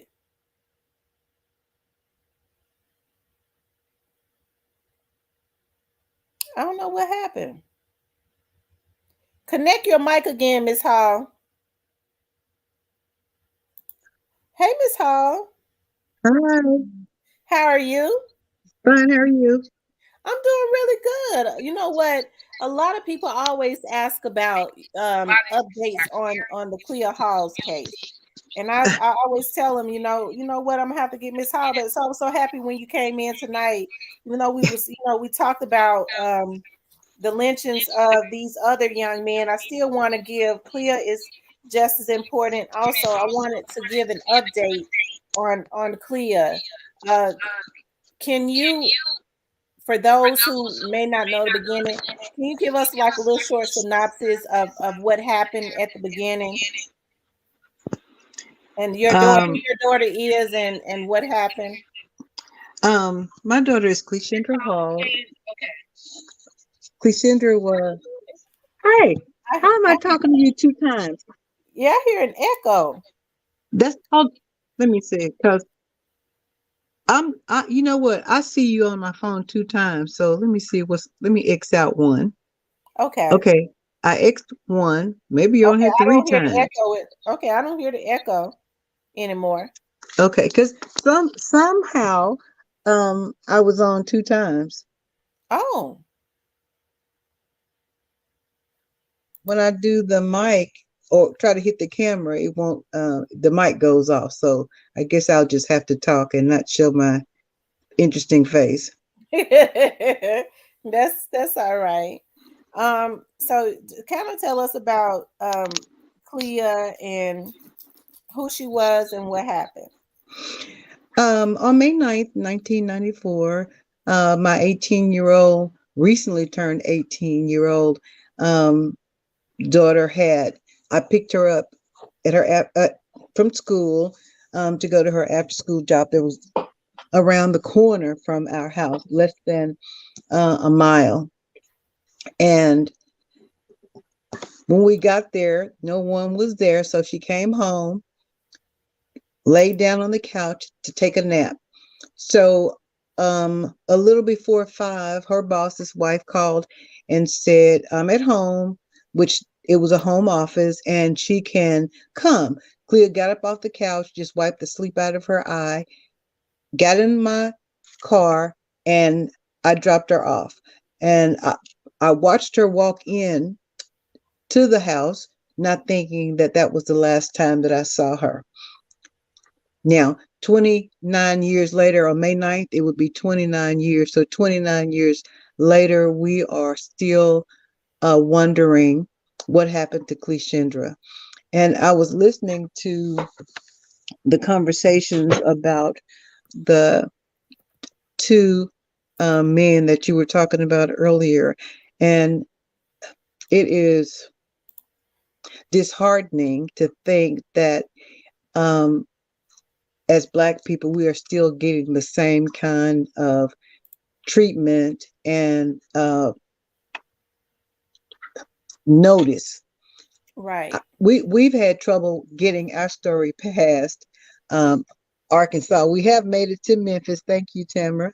We have made it to Memphis, but and over the years we've had some brief mentions on like the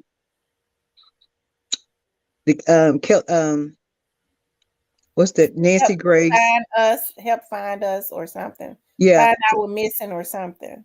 Well, Nancy Grace did a brief story on her, and the Find Our Missing on TV1 did a story. Briefly, we had a mention at the end of America's Most Wanted, because when she disappeared, they couldn't get any cooperation from the police, so they couldn't do a full story, because most of these shows, they have to have cooperation from the local law enforcement. And so we have had a difficult time trying to get FBI, because they told us that they didn't have any proof that she was taken across state lines, or nobody has been found. So we've just been in limbo. Mm-hmm. Now, through the years, I know 29 years, there have been many different police chiefs to come through, because actually, remember, we had oh God, somehow her phone, Miss Hall, come back up.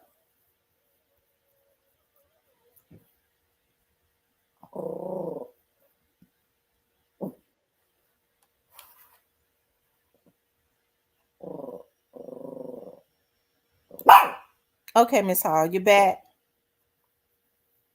Miss Hall.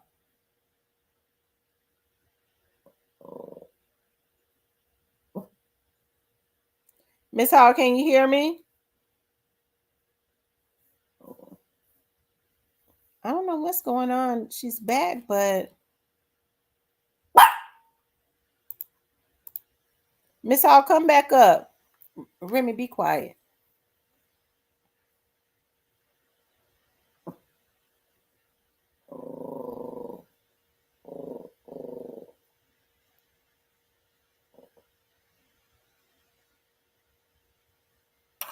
Y'all, make sure y'all, until Miss Hall comes back up, make sure you guys hit the subscription button. If you haven't hit the subscription button, please do. If you haven't hit the like button, please do.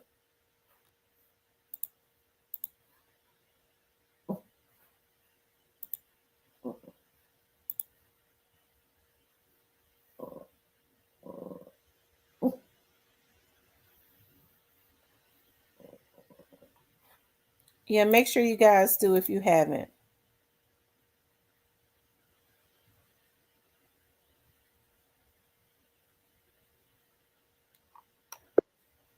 Okay, I hear she's coming back up. She's trying to come back up.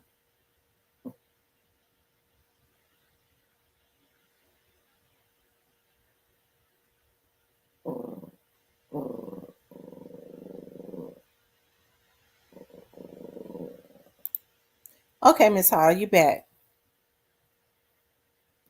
Can you hear it? Because her mic is not on mute, but we can't hear you.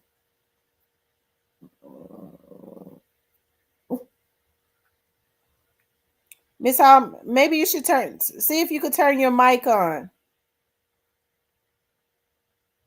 I, you there?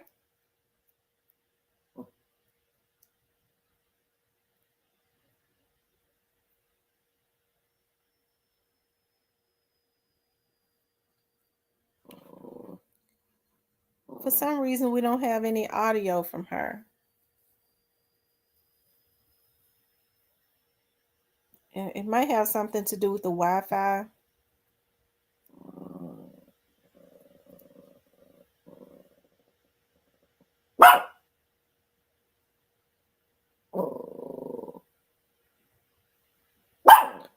Miss Hall, I'm gonna take you out and come back up. Is something going on with the audio? Because I heard a little bit and then she went back out again. Y'all, Remy is she's scared. She barks when it rains, she barks when it thunders. Child, all of that stuff.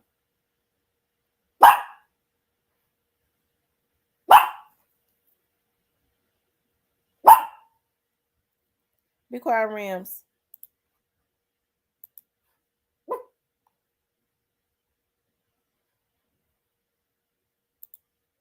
Okay. Yeah, we're waiting for Miss Hall to come back up. But I want to show a picture of Dr. Larry Amos.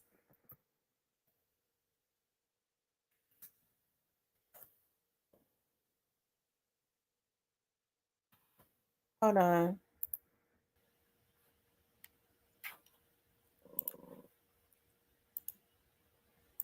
This is his house.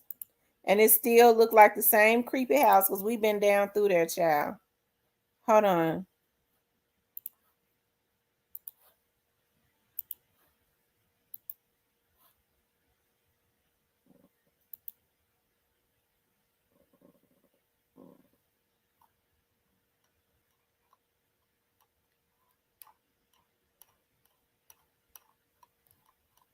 I don't know why it's not showing a bigger picture of his house.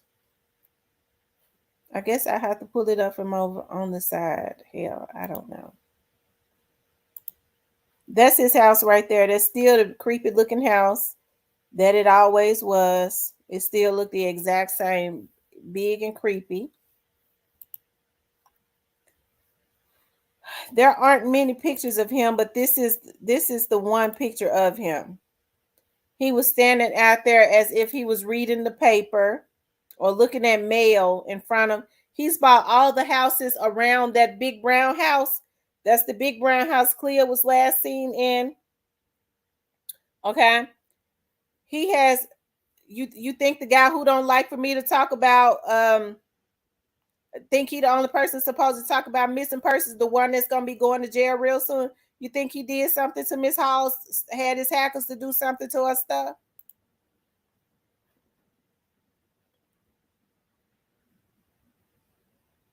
Okay. So that's a picture of him right there. Okay. That's a picture of him right there. There have not been many pictures of him for some reason.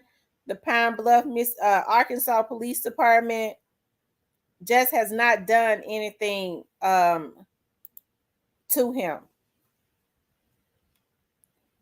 Okay.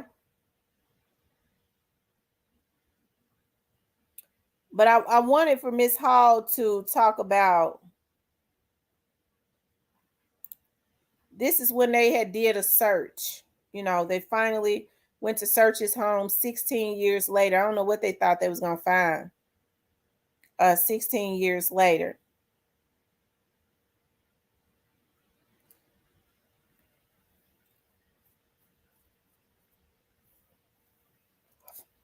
Okay.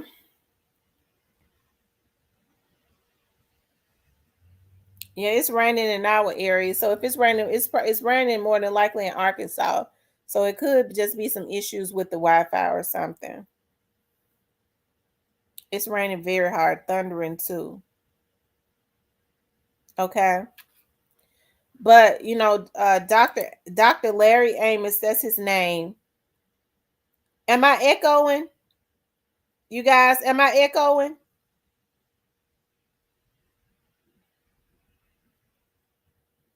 If I'm echoing, y'all let me know.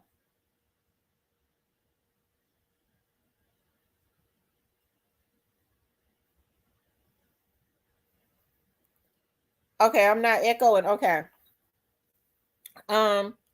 So I want Miss Hall to continuously, and she has been continuously bring awareness, to what happened to her daughter.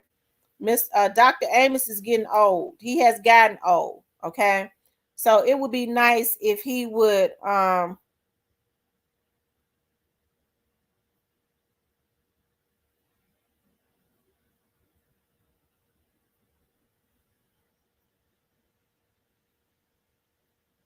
okay. Welcome to the now. Okay, no echo. So Dr. Amos, okay, has gotten old, and it would be good for Cleo's family to know exactly what happened to Cleo. It would be good for them to know. Dr. Amos has not been proactive, okay, in trying to help her, as her mother said before, when they was putting signs up, putting posters up, he was paying people to take the posters down. You would think if the last place that she was seen was at his house. He claims she left. He don't know what time she left. Okay. That as her employer, and the last place she was seen was at his house, he would have been working just as hard as anybody else to find out what happened to Clashendria. Okay. But instead, he was paying people to take posters down, did not let them search his home. Okay. And did not try and help the family. When I finally had the opportunity to talk to him, he blamed Cleo's mama.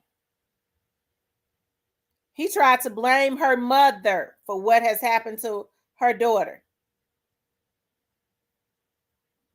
And he was very angry. Okay.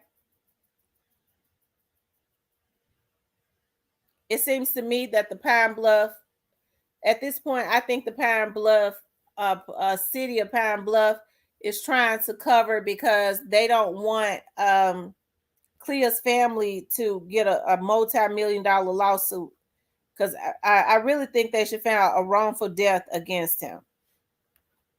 Okay. So, I was hoping that a mother would be able to come back up. I don't know if she's having some issues, but definitely justice for Cleo. For Cleo's, in Cleo's case, I'm very, oh, here's a picture of him right here. He looked like the damn devil. Hold on. Ugly. Always was. That's him right there. Okay. For Cleo, the Cleo's mother, okay, and I would never want to take that hope away from her. These are pictures of Cleo right here. These are some of her pictures. That's Cleo at her prom.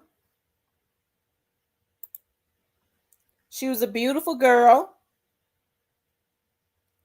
Okay, an 18-year-old girl.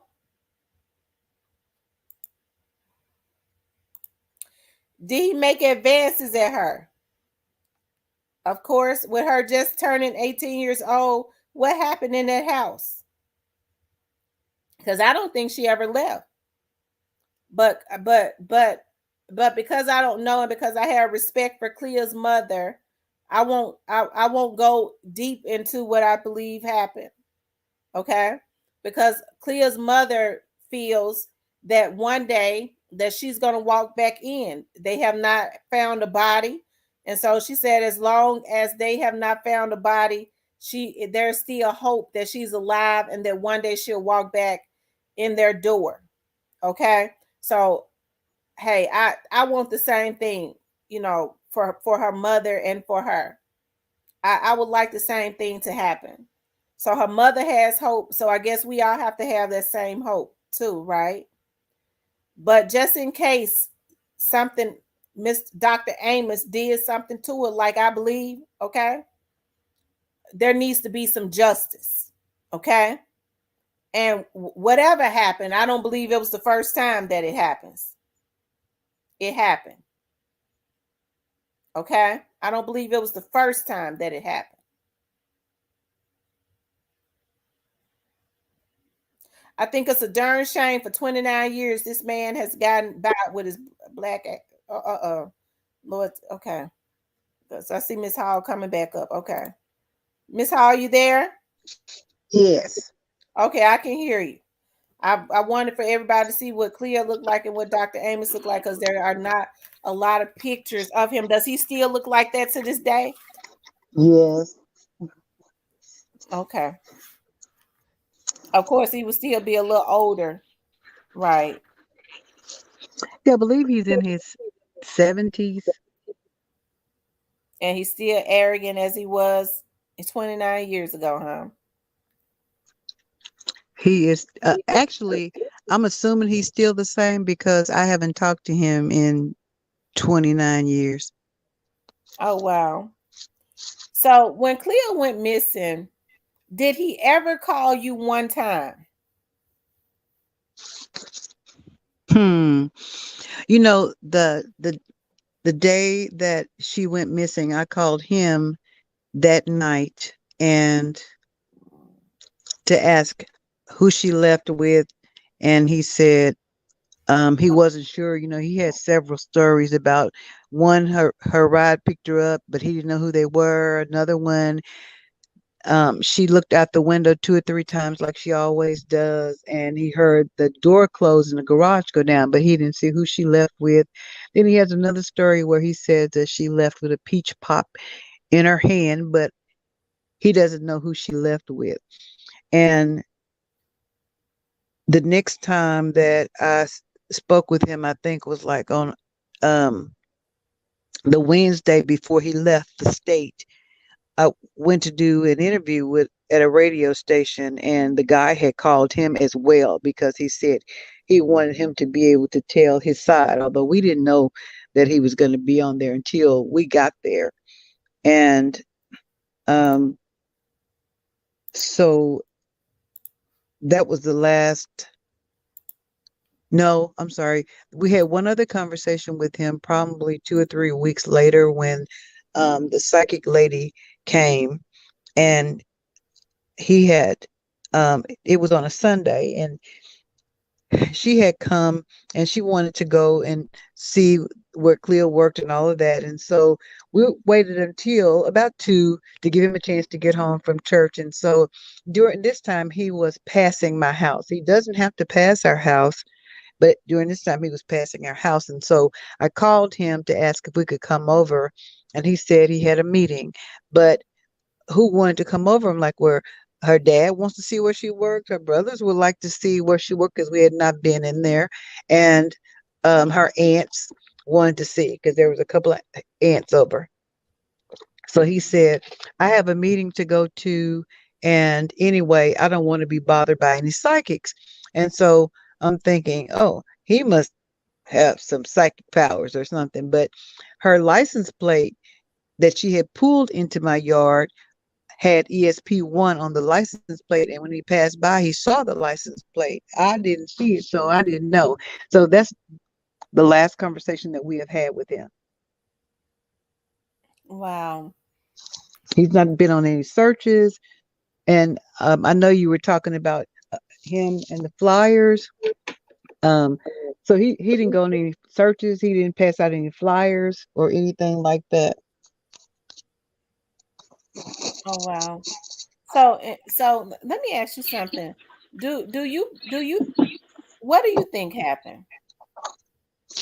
I'm not sure what happened, but you know, on television, which I heard that from the police a lot, that it doesn't happen like that, like you see on television. On television, the last person to see someone would be the new term is person of interest. And so he didn't do enough to eliminate himself as a suspect, a person of interest. And so I don't know what happened because all I know is that I dropped her off there. I didn't pick her up. The neighbors didn't see her walking.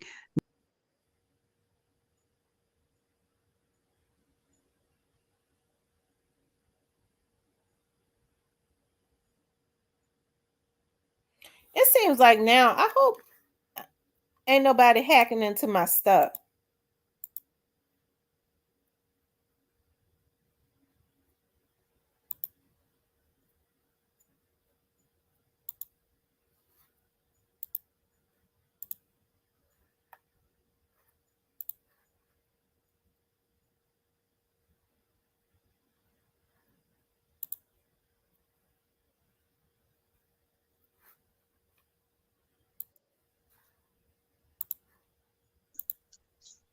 Okay. It is storming Okay, it's here. storming. Okay. Yeah.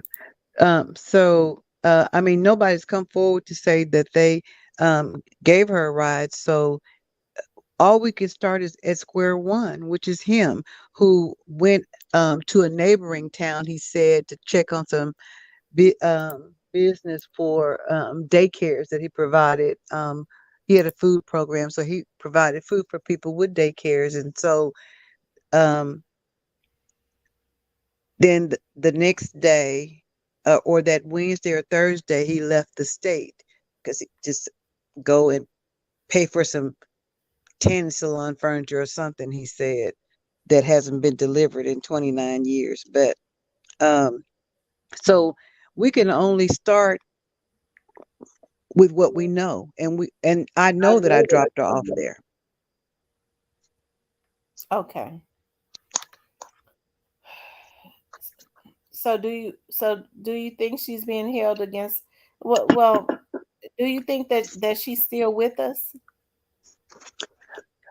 I'm going to believe that she is until I have some evidence to the otherwise, because I believe in an um, omnipotent God who knows all and sees all. And I just have faith. And in my heart, I believe that she's still on this earth. And like that other guy's mom, I would like to know what happened to her before I close my eyes for the final time. Mm-hmm.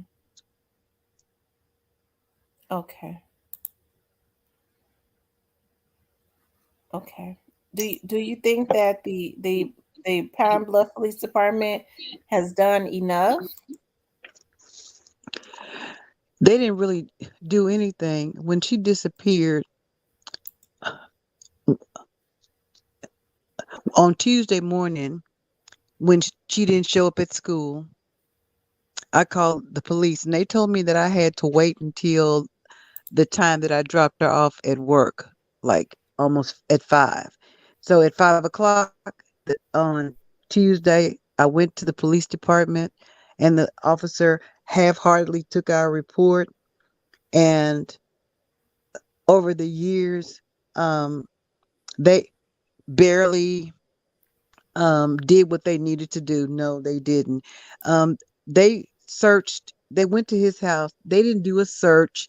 They went to his house and talked to the wife and said, "We want to see the office she worked in," and went in and pushed the redial on the phone and got some crazy response from the person on the other end.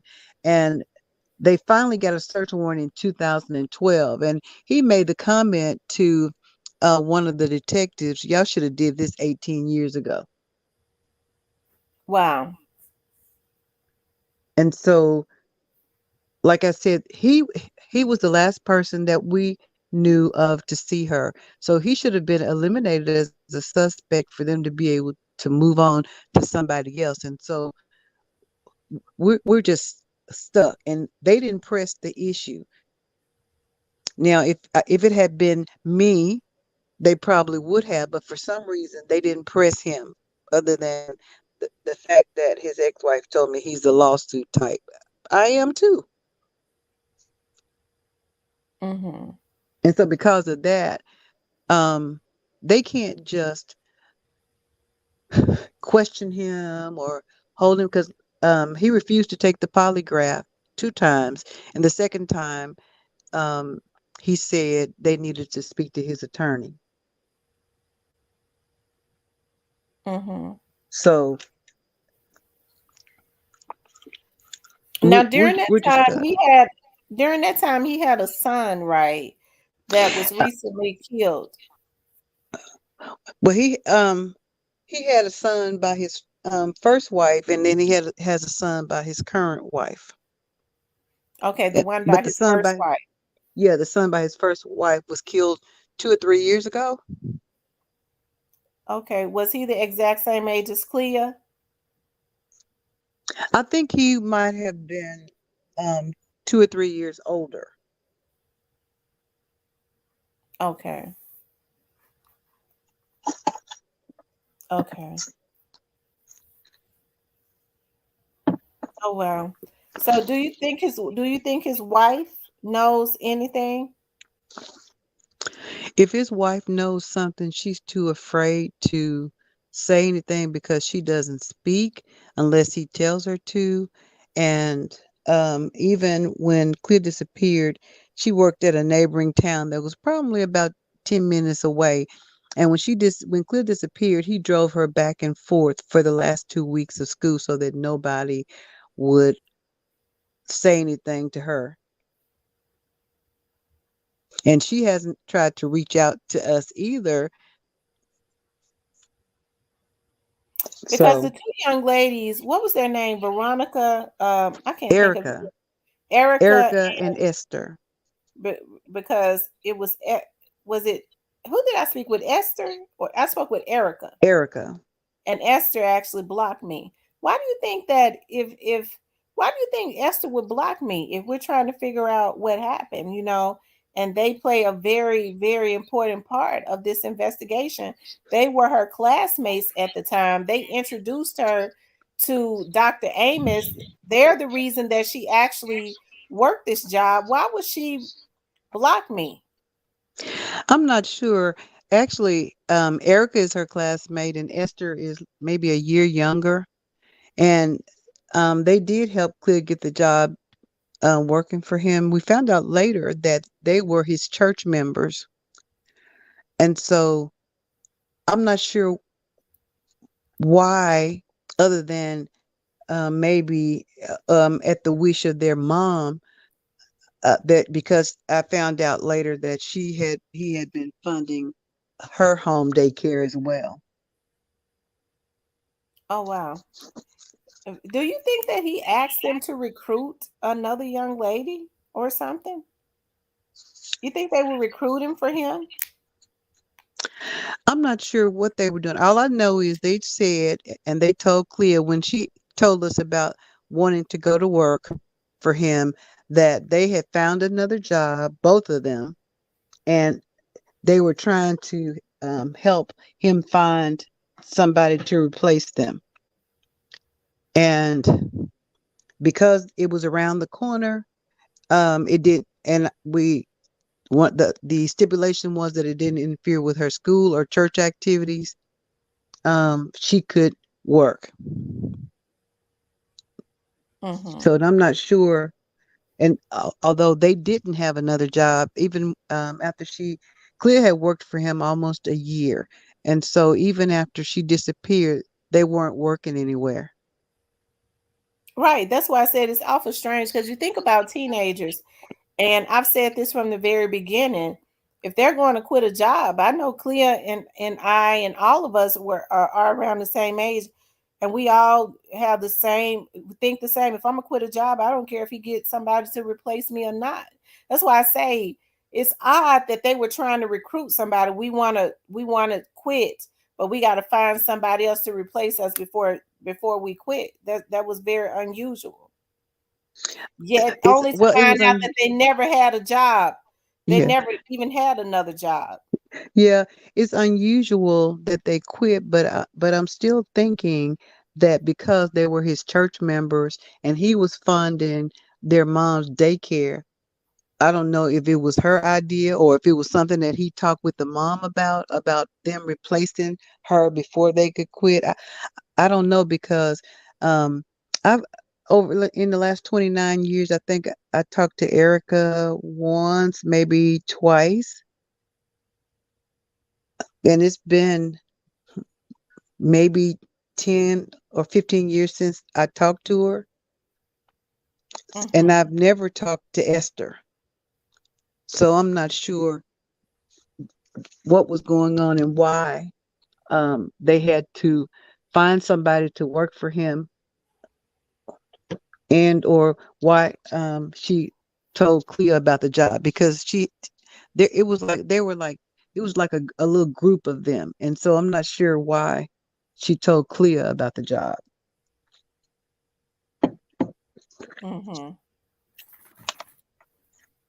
Okay.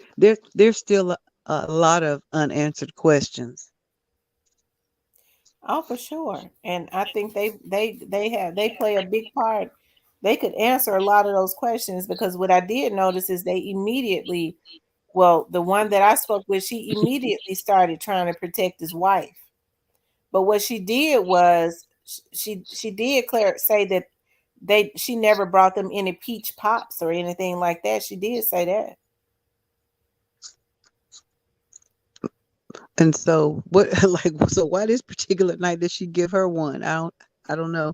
Because according to him, she had offered her some popcorn and a pop.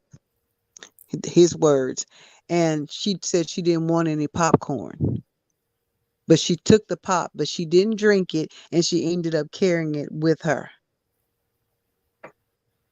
Even though she was still working.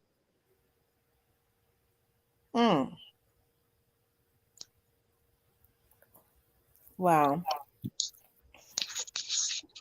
Well, so it's just crazy. And of course, just like those people, we can't get Al Sharpton or Ben Crump to come to Pine Bluff, Arkansas. And this case is definitely worthy of that, because if there needs to be some justice for Cleo. It does. And we've had 15, we're on our 16, 17 police chiefs since she disappeared. Could be 18. I might have lost count. And none of them have done anything. Well, the last one we have is a lady, and she said that she is going to help us, or see what she's going to try to see if she can help us find out what happened to Cleo. And they had an interim chief before her, and he did tell me that he was sending a detective assigned to our case to Quantico for a training. And he did go to the training. So what happened after that? Nothing yet. That was in August of last year. And then the interim chief retired. And so we have the one that's there now. She's been there since I guess July. Although she came up in the ranks, but she's been the chief since I think July. Wow. So what would you like to see happen, Ms. Hall? What I'd like to see happen, and I don't know if it's possible, I would like for them to start from the beginning. I don't know if that's possible to after so much time. I don't even know if people involved in the case are still alive, but his wife is, and so I'd like for them to start at the beginning. Start at the beginning, eliminating him, or finding out if he's a suspect, and then they can move on to to somebody else or some other scenario. But we can't move forward with our case until we do that. And so um, asking him, because what they let him come after he got back in town from Houston or wherever he went. They let him come down and give a statement on his own, and I don't think it lasted 15 minutes. So I think that we need to start from the beginning because we don't know where else to start. And over the years, I've requested a change of authority for them to change to the FBI or the state police. And I found out that we had back then the good old boy system. And so when I asked for a change of authority, I was told that they were doing everything that they could do, which was not true. And then how many times did they tell me it doesn't work like you see on TV? Because they solve a case in an hour, and that doesn't happen in real life. But I just thought that the police would do what they needed to do, or at least put together some semblance of an investigation like TV. I wouldn't expect you to solve it in an hour, but I wouldn't expect to be waiting 29 years and not even knowing having one clue about what happened. Wow. You guys, So we need to start from scratch. Absolutely, start from scratch. Why do you think that Dr. Amos has bought all of the houses that surrounds his house? Is he into real estate like that? I'm not sure why he's bought all the houses around him, other than the fact that I was going to say maybe he doesn't want people in his business, but he's been renting those properties. So I guess it's just his way of trying to accumulate money, because he's gained money fraudulently over the years, because I know of instances when Cleo was working for him where he used money from the food program to buy other things that I told the police about, and they just said, "Oh, he'll probably just pay it back. He plans on paying it back." How do you know? Right. How did they know that? Yeah, he's probably just gonna pay it back. But how can you use federal money to do that? So anyway, I'm just thinking that because he wants to be or feel important, having property would make him feel important or be important, and that would be a stream of income, I guess, in case um, he did he couldn't come up with another grant program. Wow. Had you He ever was heard of Dr. Had you ever heard of him being abusive to anyone? I heard from his first wife that he was abusive, and I believe with the second one because, like I said, she doesn't talk unless he says so. And I've seen her maybe in the first maybe in the first year, I would see her in the local grocery store, um, and I've had people to tell me too that the little boy at the time was 4, and he's special needs, and so he would be acting up in the store, and then if people looked at her, she would just leave her basket of groceries and leave the store. Oh, wow. That's crazy. But and then of course I visited with his first wife, who did say he was abusive, um, and she ended up scalding him with some hot water, and um, then he didn't pick her up anymore, because they would get into a fight or have an altercation, and then he she would leave and go like to her parents' house, and he'd come over there, and I guess sweet talk the parents, and they said, "Oh, you just go home, with your husband." And so finally one night, I guess she had had enough, and he had come in. I want to say she told me that he had come in and um, late, and she had fixed him a plate of food, and I guess put it in the oven to stay warm. So when she gave it to him, it wasn't warm enough, and he threw it on the floor. And I want to say she told me he hit her, and he went to take a nap, supposedly while she was cooking him some more food. And while he was asleep, she heated up that hot water and scalded him. And she said she left, and he didn't come back to pick her up anymore. Wow. And that was the first wife. Mm-hmm. It seems like with the second wife, neighbors around that area said that there have been some altercations where he had gone to jail not too long ago for domestic violence. When the last time we came and we talked with some of the neighbors, that particular neighbor spoke about the commotion. Now I don't know, because like I said, I haven't um had a lot of communication with the police since the search in 2012.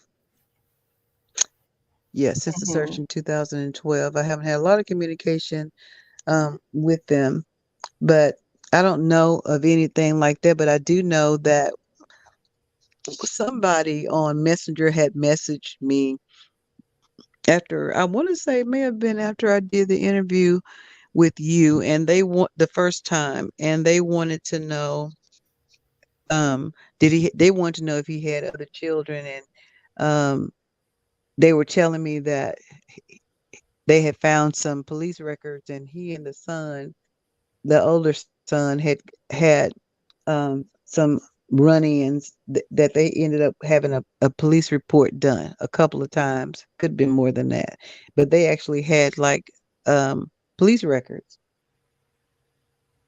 or there was some reports made. I say records, some reports made. Where he and his son had an altercation. Yeah. Okay. And so he wasn't that close to his oldest son. No, he wasn't.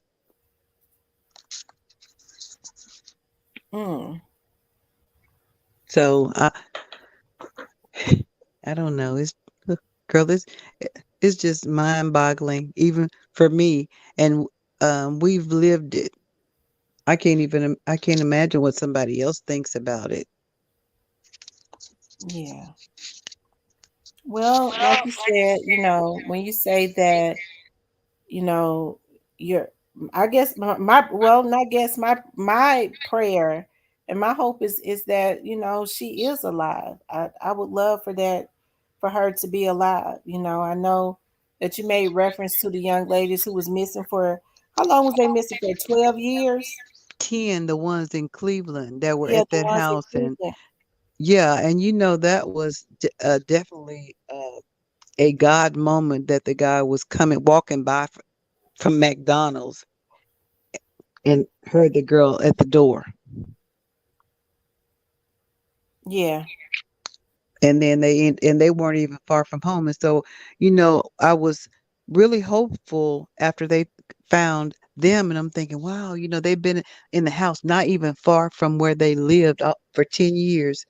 And they were found. And so, I am hopeful still that Cleo is going to be found. Amen. So am I. Was it? He Well, knows. Oh, geezer, she was at work. Where is she? What is it? Where she is? I think they were trying to say. I'm reading. as you said, he knows old geezer. She was at work. Where is she? Oh, let me put my glasses on. Saying Dr. Amos is old geezer. He is. Definitely justice for Cleo. Justice for Cleo.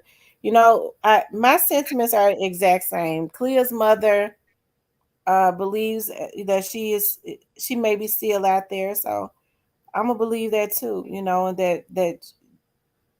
that she is brought, that she, is found and brought home, you know, um, because it can happen. It can.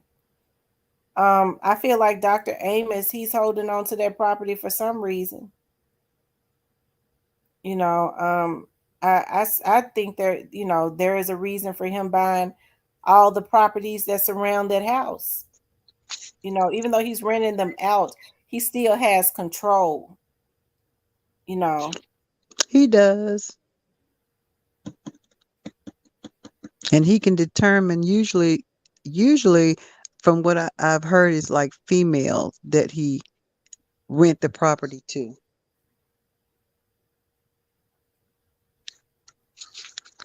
So he's an old devil. Yeah, he is. Because for him not to want to help in the searches, to not be proactive in trying to help you all try to figure out what happened to Clea, he act like he was angry like he was angry about this situation. Like he was angry at her. Well, in one of the interviews he did with a newspaper, he said he didn't have any more responsibility to her than he would any employee. But then, there were people in our neighborhood or in our town that were saying, just like some of your the people online were saying that he knew what happened, and so he got on the defensive because people were saying that he knew what happened to her. So I guess he was trying trying over the years justify um why he wasn't cooperative with the police. And because I've said from the beginning that if somebody else's child came up missing and I had been the last person to see them, or she was in my care, I think I probably would be looking more than they were looking, because I wouldn't want the responsibility of saying that somebody's child came up missing while I was responsible. Now, people say she's 18. She wasn't 21, didn't have a car. At that time, there were no cell phones. So she was still my baby. And so if I don't care if they're 18 or 30, if their child was with me and they came up missing, then I would do everything that I could. I would try to do a polygraph. I would be doing searches. I would be putting out flyers or hanging up bows for them and doing all I could to help them find her, but that wasn't the case. And even I was a little disappointed in his wife that she didn't do anything. This was a mother. She's a mother as well. But she didn't do anything because she doesn't move unless he says so.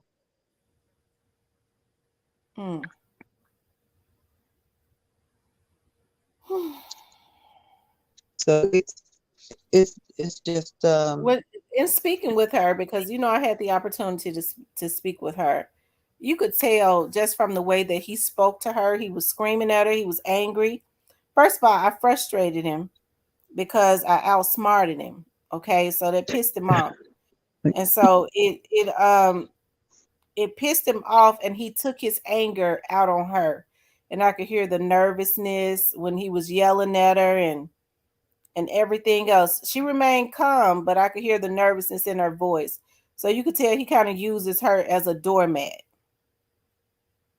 Well, I'm sure that's how it was with the first wife. And even when he got with this one, she was going to school to be a nurse, and he made her change her major to I want to say special ed, like his first wife. And then her hair is cut similar, or it was at that time similar to his first wife. So I guess if since he couldn't keep that one and control of that one, he was gonna remake her into that wife.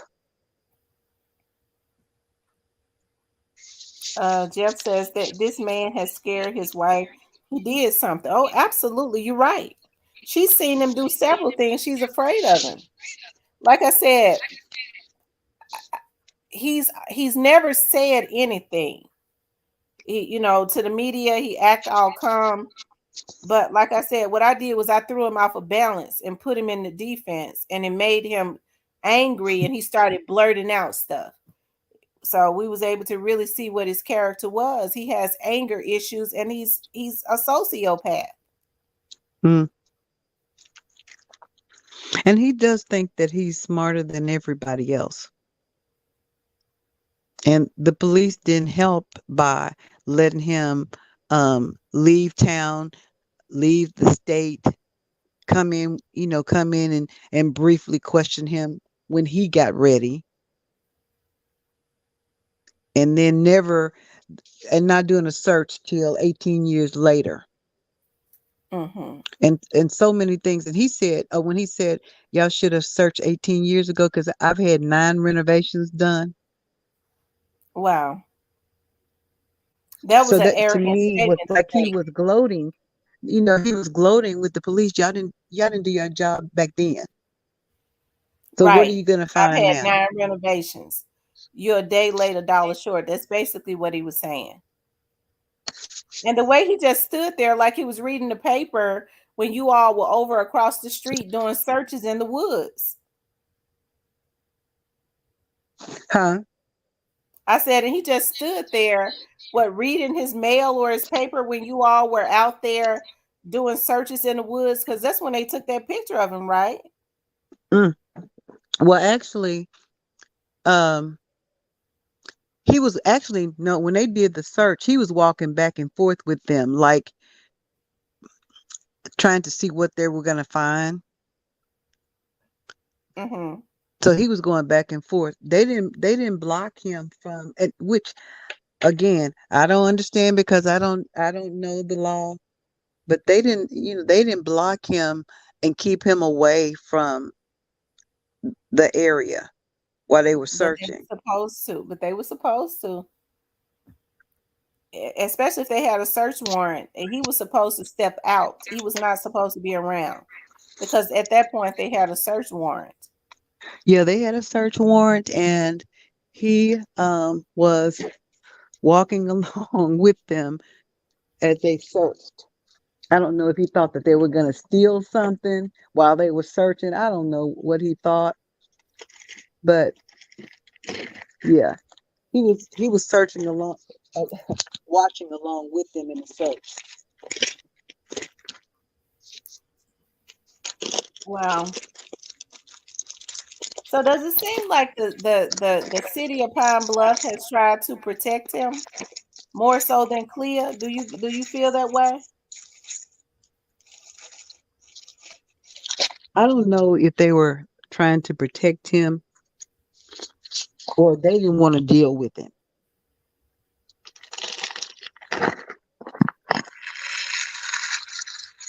You think they were afraid of the lawsuits? Because regardless of how much money he has or don't have, he couldn't have as much money as the city of Pine Bluff. He don't have.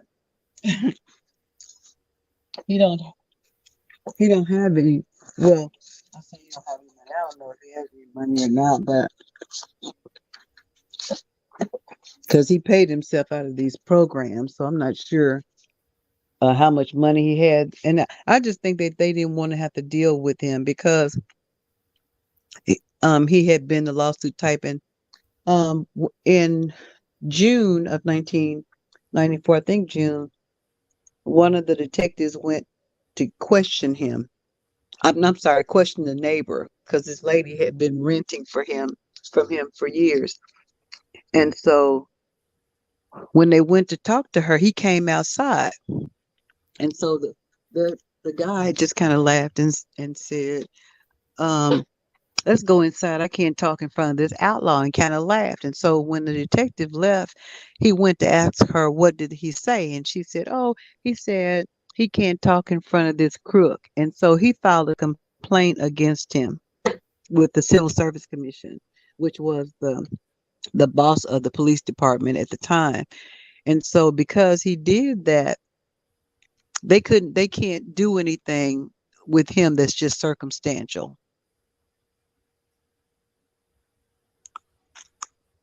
Wow. That basically tied their hands. But the law is the law, though, regardless to what statement was made. Mm-hmm.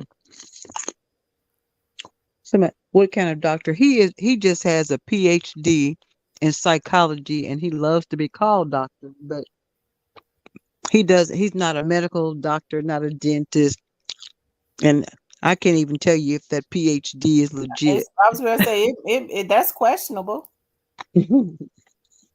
So, but he just likes to be called doctor. So, wow. But yeah, do you think it's you'll crazy. get answers? Do you think you're gonna do you think you're gonna get answers, Miss Hall? Um, yes, I believe I'm gonna get answers. I don't know when. I'm not sure where. Because the Bible tells us that for God, a day is like 1,000 years, and so for me, it seems like it's been a long time. When you start adding up days for 29 years, it's a long time, but that's not too long for God. And so it's not that I'm naive, but um, I've learned over the years you definitely can't put your faith in man. And in our town, especially dealing with our police, definitely couldn't put my faith in them, even though initially we did, because we didn't know anything about the police. We hadn't had any dealings with the police. So we thought we'll let the police, do their job, not knowing that they went to the school. When I initially filed the report, they didn't really take it seriously. So I called I called the television station and started saying my daughter is missing um, from her job. And when the news people came, then they thought we better do something. They went to the school to ask the school what kind of student she was, and they're like, "Oh, she was a good student. She was going to be an undergraduate. She didn't give us any trouble. Blah blah blah." And then they decided we might want to do a little investigating, a little. So 2 weeks later, I was talking to this guy that I know from the state police, and he said, "Did they check the stuff in her locker?" I'm like, "We didn't even think about the stuff in her locker." So I called the school, and the school said that they had just cleaned out all the lockers this morning and called the police to get her stuff. Now they went to the school to ask about what kind of student she was. They knew she was missing, but didn't check her locker. Wow. So that tells me that from the very beginning, they were not following any kind of procedure for an investigation.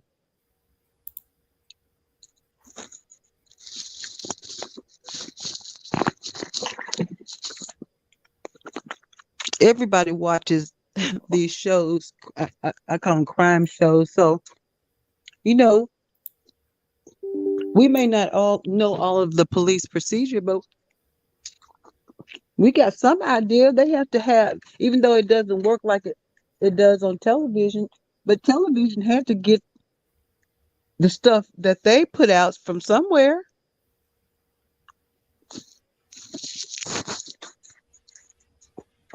But we had to let them do their job. Now, did they do their due diligence in regard to my daughter's case? No. Wow. Well, Miss Hall, I'm definitely going to continuously bring awareness to Clea's case, of course. And I really appreciate you coming up tonight. Well, I appreciate you inviting me. Usually I listen and I don't make any comments because I listen because the notifications pop up and I just listen, and because I don't want to take away from anybody's story because it's difficult for um Black an adult. Anybody that's over the age of 15 is difficult for their story to get out. And so I appreciate you having this platform and highlighting adult Black people so that people can know that they belong to somebody. They're just not wandering around uh like the living dead and not connected to somebody, and somebody's looking or missing them. And so I appreciate you doing your stories. I appreciate, you know, you for sharing your story, for being, for even coming on my platform. And it is my pleasure. It is one of my passions to continuously bring awareness to missing young ladies, to cold cases, and things of that nature. Like I said, that is definitely one of the reasons that I came back to YouTube, and I will continue those efforts. Well, thank you. Thank you for coming up, Miss Hall. All right, thank you. All right, bye-bye. I hated to have Miss Hall off like that, but my computer is telling me that somebody is trying to hack into my computer. You guys, I think it's a shame. I was looking at my security, and it seems like somebody immediately got their hacker. I was suspicious when Miss Hall kept getting kicked off, and I was looking at my computer settings, and somebody has had their hacker to try to hack into my computer because it tried to turn off some of my security features. I was just looking at that. I do know that it is a few people out of Dallas. I do know that. There's this one vlogger in Dallas. This same vlogger tried to put a hit on another vlogger, a female vlogger. He feels like he's the only person that is supposed to talk about missing persons. I will be filing a police report on him tomorrow because somebody had already told me that this man is not even supposed to be on YouTube. He is one of the ones out of Dallas. There are three particular ones. These three have worked together to try, and they have people that work with them that scam, that hacks. They do cash app scams. They do all types of scams. He is one of the ones that I was told that was, along with the one in Atlanta, he is being handled by the police, okay? But he is one of the ones that was also deleting my missing person videos, you faggot dick in the booty ass bitch. Okay, so I'm going to file a police report on him because he is one of the ones that also hired another hacker from out of Dallas to try to put a hit on another vlogger. I am not going to play with these vloggers. I'm not going to. Like I said, play day is over. As I was on here, they had their hacker to try and log. They're doing it through networking issues because, number one, they got my information. So I'm coming after their hackers, and I'm definitely filing a police report on him tomorrow. I know exactly who it is, you bitch, you rat-faced bitch, okay? I'm tired of these vloggers in Dallas and in Atlanta and in South Carolina. I'm sick of them, okay? So I'm going to handle him because I fear for my life. I really believe he was one of the ones that was sitting over across the street from my house back in the summertime because they say he's obsessive, okay? They say he is obsessive, and we know that he has a history of pedophilia and of crimes against women and human trafficking, okay? So what I'm going to do is call the police tonight because I am not going to play with them anymore. Okay, that's the reason why I had to go ahead and put Miss Hall down. Okay, so you can look for a police report, you bitch ass nigga, because I know you're obsessive ass on here, you pedophile bitch ass, dick in the boot ass bitch. And I hate to act like that in front of Miss Hall, but I am sick of these hackers. Okay, I'm sick of them. It's three from Dallas that work together. They try to act like they not, But what they get ready to do is take down them women that they got doing them scams. They really not doing them no justice. Because I will go one by one. They're going to get these women messed over. Because I'll start knocking them all down. Because I got the videos of all of them. Okay? Talking about they scams and how they hack and things of that nature. Okay? So I'm filing a police report on him tonight because he is one of the main ones that have issues other than the one in Atlanta that's obsessed with me. Okay? And we know he is a sadistic killer. He has killed women before. Okay? That's why when he get mad, he can jump on his blog and talk about how he gonna kill somebody. Okay? Okay? So they all work together and try to make y'all think that they don't. And here's another secret. At least 3 of them working with CMG. Don't get me started. Okay? And I've been trying to tell y'all that y'all have to be careful about who y'all follow because these niggas work for CMG. They work with a lot of these record labels to cover up some of these murders. Okay? That's what they do. Okay? So I done told y'all not to play with me. So I'm getting ready to see about filing a report on him. Girl, call my friend. This nigga got to be stopped. And because somebody has told me that he is hacked, I can go ahead, it'll be up to the police to decide. Go ahead and file a police report on him like I did the other one. Okay? I want you all to have a good night.